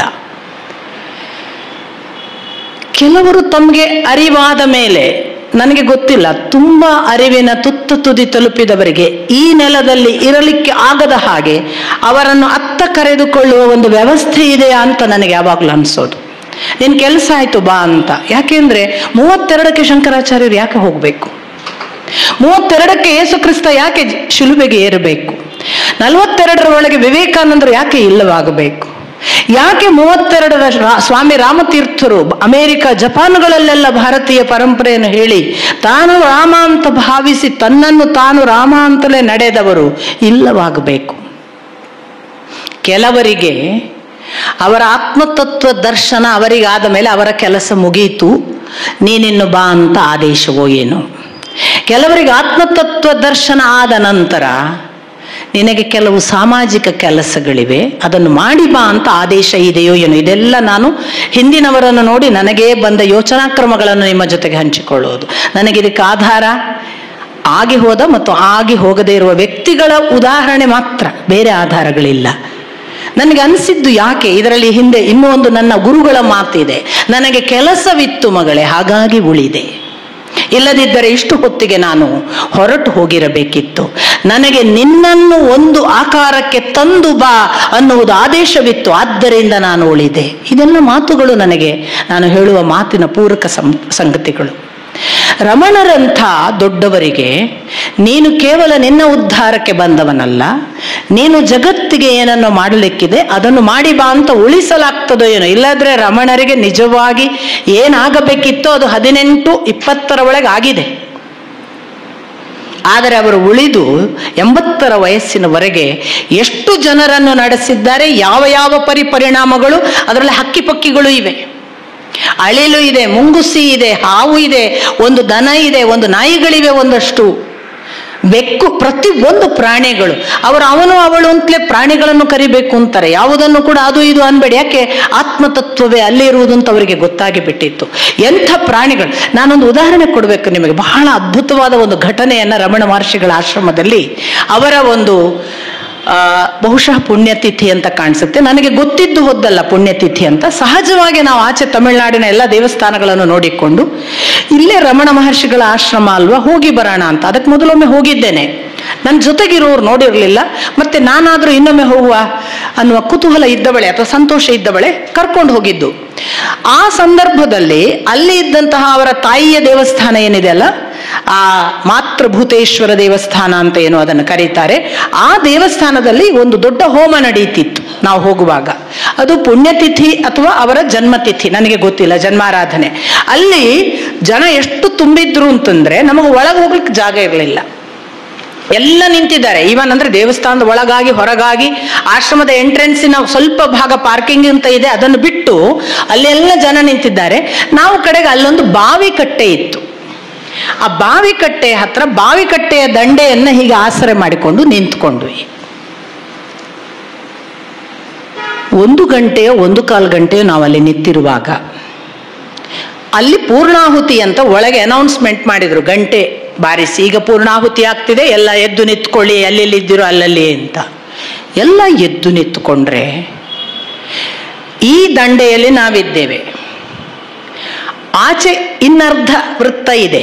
ಆ ದಂಡೆಯಲ್ಲೆಲ್ಲ ಕಪಿಗಳು ಹೀಗೆ ಕೈ ಇಟ್ಕೊಂಡು ತಮ್ಮ ಕಾಲನ್ನು ಹೀಗೆ ಊರ್ಕೊಂಡು ಕಣ್ಮುಚ್ಚಿ ಕೂತಿದ್ದಾವೆ. ಇದು ನಾನು ಮಂಗಗಳನ್ನು ಮಧ್ಯಾಹ್ನ 1:30 ಗಂಟೆಗೆ ಮನುಷ್ಯ ಸಮ್ಮುಖದಲ್ಲಿ ಧ್ಯಾನಕ್ಕೆ ಕೂತ ಅವಸ್ಥೆಯಲ್ಲಿ ರಮಣ ಮಹರ್ಷಿಗಳ ಆಶ್ರಮದಲ್ಲಿ ನೋಡಿದ್ದು. ಆಗ ಫೋಟೋ ತೆಗೆಯುವ ಹುಚ್ಚಾಗ್ಲಿ ಅಂತ ಭ್ರಮೆಗಳಾಗ್ಲಿ ಈಗಲೂ ಇಲ್ಲ, ನನಗೆ ಆಗ್ಲೂ ಇಲ್ಲ. ಅಷ್ಟು ಸಾಲಾಗಿ ಕೂತದ್ದನ್ನು ನಾವು ನೋಡಿ, ನನ್ನ ಜೊತೆಗೆ ಬಂದ ನನ್ನ ತಾಯಿ ಒಬ್ರು, ಇಕ ವೀಣಾ ಅಲ್ಲಿ ನೋಡು ಮಂಗಗಳು ಕೂತದ್ದು ನೋಡು. ನಾವು ಕೂಡ ಹಾಗೆ ಕೂತಿಲ್ಲ, ಹಾಗೆ ಕೂತಿದ್ದಾವೆ. ಒಬ್ಬ ಮನುಷ್ಯ ತಾನು ತನ್ನ ಪರಿಣಾಮವನ್ನ ಇಷ್ಟು ವರ್ಷಗಳ ನಂತರವೂ ಕೂಡ ಆ ನೆಲದಲ್ಲಿ ಹರಿಸ್ತಾನೆ ಅಂತಂದ್ರೆ ಅದು ಎಂಥ ಒಬ್ಬ ಶಕ್ತಿಯನ್ನ ದಾಟಿಸಿದ ವ್ಯಕ್ತಿ. ಹಾಗಾಗಿ ಒಂದು ಪ್ರಾಣಿಯ ಉದಾಹರಣೆ ನಿಮಗೆ ಕೊಟ್ಟದ್ದು. ಇನ್ನೊಂದು, ಬೇಸಿಗೆಯಲ್ಲಿ ನಾವು ಒಂದಿಷ್ಟು ಮಕ್ಕಳನ್ನು ಕರ್ಕೊಂಡು ಸ್ಕಂದಾಶ್ರಮದ ಮೇಲೆ ಹೋಗಿದ್ದೇನೆ. ಗುಹೆಯಲ್ಲಿ ಅವರು ತಪಸ್ಸು ಮಾಡ್ತಿದ್ದ ಜಾಗದಲ್ಲಿ ಒಂದಿಷ್ಟು ಹೊತ್ತು ಧ್ಯಾನ ಮಾಡಿ ಹೊರಗೆ ಬರುವುದರೊಳಗೆ ಎಷ್ಟು ಮಂಗಗಳು, ನನ್ನ ಜೊತೆಗೆ ಕರ್ಕೊಂಡು ಹೋದ ಮಕ್ಕಳು ಎಲ್ಲ ಪುಟ್ಟ ಮಕ್ಕಳಿದ್ರು, ನನ್ನ ಜೊತೆಗೆ ಒಂದಿಷ್ಟು ಆ ಮಕ್ಕಳ ತಾಯಿ ತಂದೆ ಎಲ್ಲ ಇದ್ದಾರೆ. ಪಟಾಪಟ ಇಲ್ಲೊಂದು ಬಂದೆಲ್ಲ ಕೂತ್ಬಿಟ್ಟು. ನಮ್ಗೆ ಇವು ಯಾಕೆ ಕೂತಿದ್ದಾವೆ ಗೊತ್ತಿಲ್ಲ. ಕಟ್ಟ ಬೇಸಿಗೆ. ಅವುಗಳು ಕೂತದ್ದು ನಮ್ಮ ಕೈಯಲ್ಲಿದ್ದ ನೀರಿನ ಬಾಟಲಿಗಾಗಿ. ಆದ್ರೆ ಒಂದು ಆಕ್ರಮಣ ಇಲ್ಲ, ಒಂದು ಕ್ರೌರ್ಯ ಇಲ್ಲ, ಪರಚಿದ್ದಿಲ್ಲ, ಕಿತ್ತುಕೊಂಡದ್ದಿಲ್ಲ. ಇಲ್ಲಿ ಕೂತ್ಕೊಂಡದ್ದು ನನ್ನ ತಲೆ ಮೇಲೂ ಕೂತ್ಕೊಂಡ್ಬಿಟ್ಟಿತ್ತು. ನನಗೆ ಇದು ಯಾಕೆ ಕೂತಿದ್ದು ಗೊತ್ತಿಲ್ಲ. ನಾನು ಸುಮ್ಮನೆ ಕೂತೆ. ಕಡೆಗೆ ನನ್ನ ಕೈಯ ಬಾಟಲ್ ನೋಡಿ ಇದು ಕೈಗೆ ಬಂತು, ಹೀಗೆ ಅಂತ ಆ ಬಾಟಲನ್ನ ಬಾಟಲ್ ತೆಗೆದು ನೀರು ಕೊಟ್ಟು, ಅಂದ್ರೆ ಎಷ್ಟು ಒಂದು ಸಾತ್ವಿಕ ರೀತಿಯಲ್ಲಿ ಒಂದು ಜಾಗದಲ್ಲಿ ಒಂದು ಪ್ರಾಣಿಯನ್ನು ಕೂಡ ಪರಿವರ್ತಿಸಿದ್ದಾರೆ. ಅಂದ್ರೆ ಮನುಷ್ಯರಿಗೆ ಯಾವ ಪರಿಣಾಮದ ಪರಿವರ್ತನೆ ಮಾಡಿರ್ಲಿಕ್ಕಿಲ್ಲ. ಅಥವಾ ನಾವು ಅಷ್ಟು ಪರಿವರ್ತಿತರಾಗುವಷ್ಟು ಸಾಫ್ಟ್ ಇಲ್ಲವೋ ಯಾರಿಗೆ ಗೊತ್ತು. ಇದು ರಮಣ ಮಹರ್ಷಿಗಳು ತನ್ನ ಜೀವಿತಾವಧಿಯಲ್ಲಿ ಮಾಡಿದ ಪರಿಣಾಮಕ್ಕೆ ಇರುವ ಈ ಕಾಲದಲ್ಲಿರುವ ಉದಾಹರಣೆ. ನವಿಲುಗಳು ನಮ್ಮ ಮುಂದೆನೆ ಓಡಾಡ್ತವೆ ಯಾವ ಭಯ ಇಲ್ಲದೆ. ಅಂದ್ರೆ ನವಿಲುಗಳಿಗೆ ಒಂದು ಭೀತಿಯ ವಾತಾವರಣ ಖಂಡಿತ ಮನುಷ್ಯರ ಜೊತೆಗೆ ಇರ್ತದೆ. ಅವುಗಳು ಯಾವ ಭೀತಿ ಇಲ್ಲದೆ ನಮ್ಮ ಸುತ್ತಮುತ್ತ ಅಲ್ಲಿ ಓಡಾಡ್ತವೆ ಅಂತಂದ್ರೆ ಆ ನೆಲದಲ್ಲಿ ಇನ್ನೂ ಕೂಡ ನಿರ್ಭೀತವಾದ ಪ್ರೀತಿಯ ಸಮ್ಮಿಲನ ಅಲ್ಲಿ ಈಗಾಗಲೇ ಅವರು ಮಾಡಿ ಹೋದ ಪರಿವರ್ತನೆ ಆ ಮಣ್ಣಲ್ಲಿ ಇದೆ. ಅದನ್ನು ಅವರು ಹೇಳಿದ್ರು. ಇಂಥದೆಲ್ಲ ನಾನು ಅನ್ನೋದಕ್ಕೆ ಈ ನಾನು ಯಾರು ಅನ್ನೋ ಟೆಕ್ನಿಕ್ ಅನ್ನ ಒಂದು ಧ್ಯಾನ ಪ್ರಮುಖ ಸೂತ್ರವಾಗಿ ಮಾತ್ರ ಹೇಳಲಿಲ್ಲ. ಇದು ಎಲ್ಲರಿಗೂ ಸಾಧ್ಯ ಅನ್ನುವುದಕ್ಕೆ ಅವರು ಉಪದೇಶ ಸಾರ ಅನ್ನುವ ಬಹಳ ಅದ್ಭುತವಾದ ಒಂದು 40 ಏನೋ ಪದ್ಯಗಳನ್ನು ಬರೆದಿದ್ದಾರೆ. ಬಹಳ ಸುಂದರವಾದ. ಯಾಕೆ ಉಪದೇಶ ಸಾರವನ್ನು ಒಂದು ಸಾರಿ ಗ್ರಹಣ ಮಾಡಿಕೊಳ್ಳಬೇಕು ಅಂತಂದ್ರೆ, ಕರ್ಮ ಸಿದ್ಧಾಂತದ ಯಾವುದೋ ತಪ್ಪುಗಳಿಂದ ನಾವು ಹಾಗಿದ್ದೇವೆ ಹೀಗಿದ್ದೇವೆ ನಮಗೆ ಸಾಧ್ಯವ ಅಂತೆಲ್ಲ ಭಾವಿಸುವವರು ಒಮ್ಮೆ ನೋಡಬೇಕು, ಓದಬೇಕದನ್ನು. ಯಾವ ಕರ್ಮ ಮಾಡಿ ಎಂಥ ಕೆಟ್ಟವನು ಕೂಡ ಈ ದಾರಿಗೆ ಬರಬಹುದು ಅನ್ನುವ ಭರವಸೆಯನ್ನು ರಮಣರು ಕೊಡ್ತಾರೆ. ಆಮೇಲೆ ಮನಸ್ಸನ್ನು ಹೇಗೆ ತಹಬದಿಗೆ ತರೋದು, ಅದು ಸಿಕ್ಕಾಪಟ್ಟೆ ಓಡಾಡತ್ತೆ. ನಾವೆಲ್ಲ ಹೇಳ್ತೀವಲ್ಲ, ನನ್ನ ಮನಸ್ಸು ಸಿಕ್ಕಾಪಟ್ಟೆ ಓಡಾಡ್ತದೆ. ಅವರು ಅದಕ್ಕೆ ಹೇಳ್ತಾರೆ, ಹೌದು ಮನಸ್ಸು ಓಡಾಡ್ತದೆ. ಮೊದಲು ಅದನ್ನು ಅದು ಬಿಡಾಡಿ ದನದ ಹಾಗೆ ಮೇದದ್ದು, ಬಯಲಲ್ಲಿ ಮೇದು ಖುಷಿ ಪಟ್ಟಿದೆ. ಒಂದ್ಸರಿ ಎಳೆದು ತಂದು ಕಟ್ಟಿ ನೋಡಿ. ಕಟ್ಟಿದ ಕೂಡಲೇ ದನ ಏನ್ ಮಾಡ್ತದೆ, ಬಿಟ್ಟ ದನ, ತುಂಬಾ ರೂಢಿಯಿಂದ ಬಿಟ್ಟು ತಿರುಗಿದ ದನ ನಿಮಗೆ ಗೊತ್ತಿದ್ರೆ ಕಟ್ಟಿದ ದಿವಸ ಮಾಲಕನಿಗೆ ಕೊಂಬಿನಲ್ಲಿ ತೀಡ್ತದೆ, ಎದ್ದು ಒಗೀತದೆ ನಮ್ಮನ್ನ. ಆಮೇಲೆ ಹಾಕಿದ್ದನ್ನು ತಿನ್ನಲ್ಲ, ಹಠ ಮಾಡುತ್ತೆ, ಹಗ್ಗ ಕಳ್ಚ್ಕೊಳ್ಳಕ್ ನೋಡುತ್ತೆ, ಹರಿಯಕ್ ನೋಡುತ್ತೆ. ಬಹಳ ಸುಂದರವಾಗಿ ಹೇಳ್ತಾರೆ ರಮಣರು. ಹೌದದು ಹಾಗೆಲ್ಲ ಮಾಡುತ್ತೆ, ಯಾಕೆಂದ್ರೆ ಅದಕ್ಕೆ ಆರಾಮ ಇದ್ದು ಅಭ್ಯಾಸ. ಈ ಬಾರಿ ಅದಕ್ಕೆ ಒಂದು ಆಮಿಷ ಕೊಡಿ. ಏನು ಅದು, ಇಷ್ಟವರೆಗೆ ತಿನ್ನದ ಊಟ ಹಾಕಿ ಅಂತ. ಆ ದನ ಬಯಲಲ್ಲಿ ಏನೆಲ್ಲ ತಿಂದಿದೆ ಅದನ್ನು ಮೀರಿಸಿದ, ಇಷ್ಟರವರೆಗೆ ರುಚಿಯೇ ನೋಡದ ಒಂದು ಹೊಸ ಪದಾರ್ಥ ಹಾಕಿ. ಅದು ರುಚಿ ನೋಡಿದ ಮೇಲೆ ಚೆನ್ನಾಗಿದೆ ಅಲ್ಲ ಅಂತ ಸ್ವಲ್ಪ ಖುಷಿ ಪಡ್ತದೆ. 2ನೇ ದಿವಸಕ್ಕೇನೆ ಕಂಟ್ರೋಲಿಗೆ ಬರಲ್ಲ. 3ನೇ ದಿವಸಕ್ಕೆ ಇನ್ನು ಹೊತ್ತಾಯ್ತು, ಯಾಕೆ ಇವ ಇನ್ನೂ ತರಲಿಲ್ಲ ಅಂತ ನೋಡಕ್ ಶುರು ಮಾಡತ್ತೆ. 3ನೇ ದಿವಸಕ್ಕೆ ಅವನು ಭಾರಿ ಏನೋ ತರದೆ ಬರಿಗೈಯಲ್ಲಿ ಬಂದ್ರೆ ಅವನನ್ನು ನೆಕ್ಕಿ ಅವನನ್ನು ಪ್ರೀತಿ ಮಾಡಿ ನಂಗೆ ಅದನ್ನು ಹಾಕು ಅನ್ನೋ ಹಾಗೆ ಕರೆಯುತ್ತೆ. ಮನಸ್ಸು ಅಂಥದೊಂದು ಸುಂದರವಾದ ಸಾಧನ. ಕಟ್ಟಿ ಹಾಕಿದಾಗ ಒಮ್ಮೆ ಸಿಕ್ಕಾಪಟ್ಟೆ ಪ್ರೊಟೆಸ್ಟ್ ಮಾಡುತ್ತೆ. ಪ್ರೊಟೆಸ್ಟ್ ಮಾಡಿದಾಗ ಅದಕ್ಕೆ ಬ್ಯೂಟಿಫುಲ್ ಆದದ್ದೊಂದು ಇದೆ ಅಂತ ತೋರಿಸಿ, ನೀನು ಇಷ್ಟರವರೆಗೆ ನೋಡಿದ್ದೆಲ್ಲ ಏನು ಸಂತೋಷ ಕೊಟ್ಟಿದೆಯಲ್ಲ, ಅದನ್ನು ಮೀರಿಸುವ ಒಂದು ಸಂತೋಷ ಇದೆ ಅನ್ನೋದನ್ನು ಅನುಭವಕ್ಕೆ ತರುವ ಹಾಗೆ ನಿಮ್ಮನ್ನು ಅದಕ್ಕೆ ಅರ್ಪಿಸಿಕೊಂಡು ತೋರಿಸಿ. ಏನು ತೋರಿಸೋದು? ನಿಮಗೆ ಅತ್ಯಂತ ಪ್ರಿಯವಾದ ಈ ಎಲ್ಲ ಸುಖಗಳ ಆಚೆಗೆ ಯಾವುದು ಸುಖ ಅಂತ ನಿಮಗೆ ಭಾವನೆ ಆಗಿದೆ ಅದನ್ನು ತೋರಿಸಿ. ಮೊದಲು ಅದು ಇಷ್ಟಪಡೋದಿಲ್ಲ, ಆಮೇಲೆ ಅದಕ್ಕಿಂತ ಇದು ಚೆನ್ನಾಗಿದೆ ಅಂತ ಅದು ನೋಡಕ್ ಶುರು ಮಾಡ್ತದೆ. ಒಮ್ಮೆ ನೋಡ್ಲಿಕ್ಕೆ ಶುರು ಮಾಡಿದ್ರೆ ಮತ್ತೆ ಆಚೆಗೆ ಹೋಗುದಿಲ್ಲ.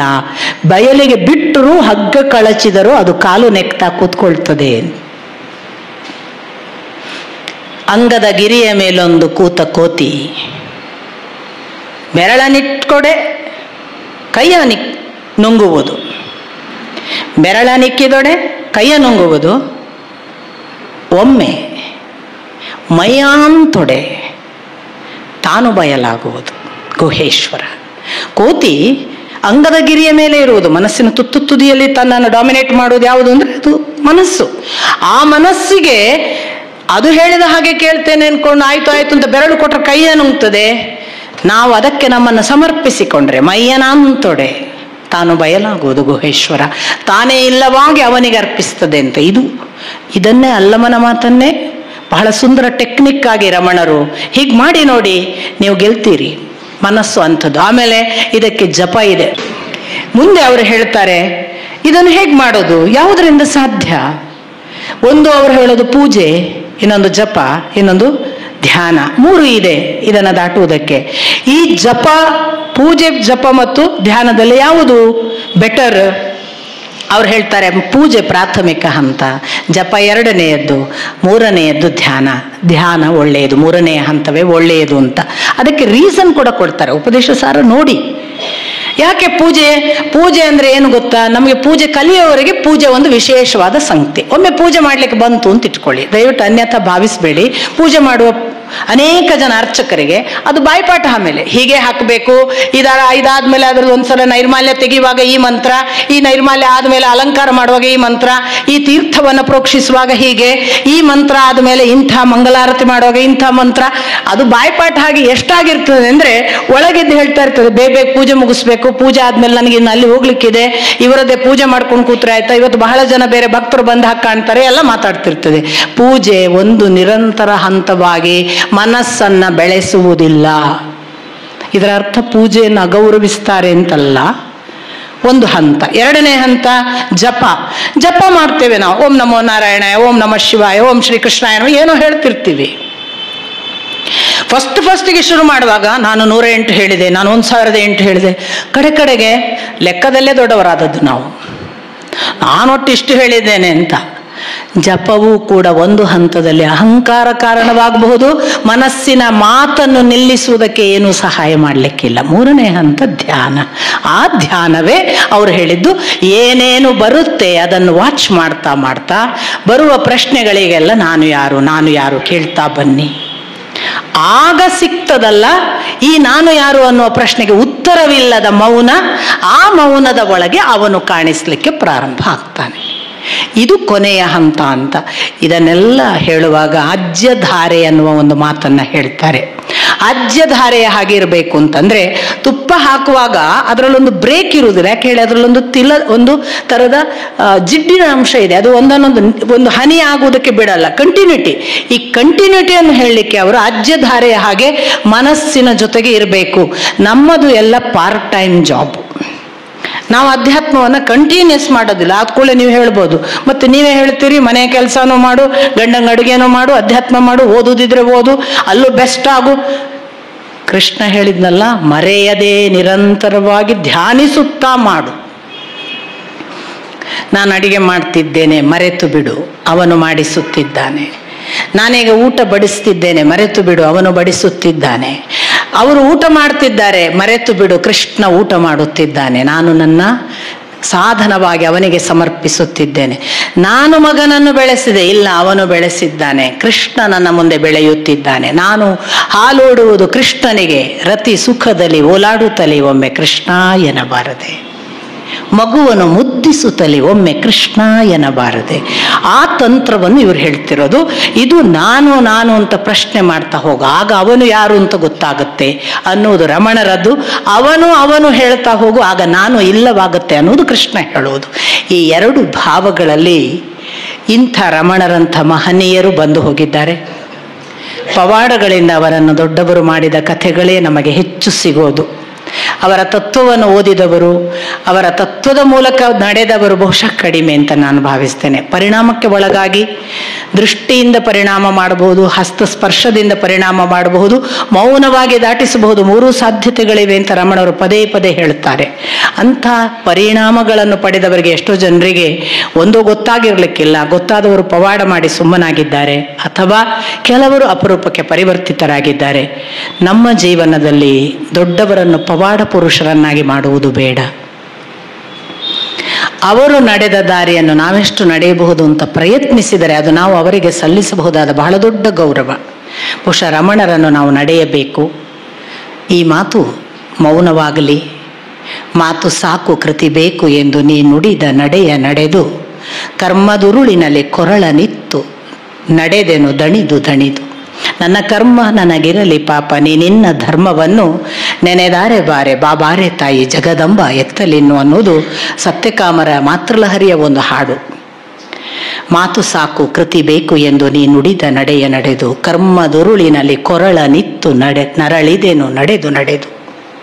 ಹಾಗಾಗಿ ನನ್ನ ಕರ್ಮ ನಾನರಿಯೇ ಪಾಪ, ನೀ ನಿನ್ನ ಧರ್ಮವನ್ನು ನೆನೆದಾರೆ ಬಾರೆ ಬಾಬಾರೆ ತಾಯಿ ಜಗದಂಬ ಎತ್ತಲಿನ್ನು ಅನ್ನುವ ಪ್ರಾರ್ಥನೆಯ ಜೊತೆಗೆ ರಮಣರ ಮೌನಕ್ಕೆ ಈ ಮಾತು ಕರೆದುಕೊಂಡು ಹೋಗಲಿ.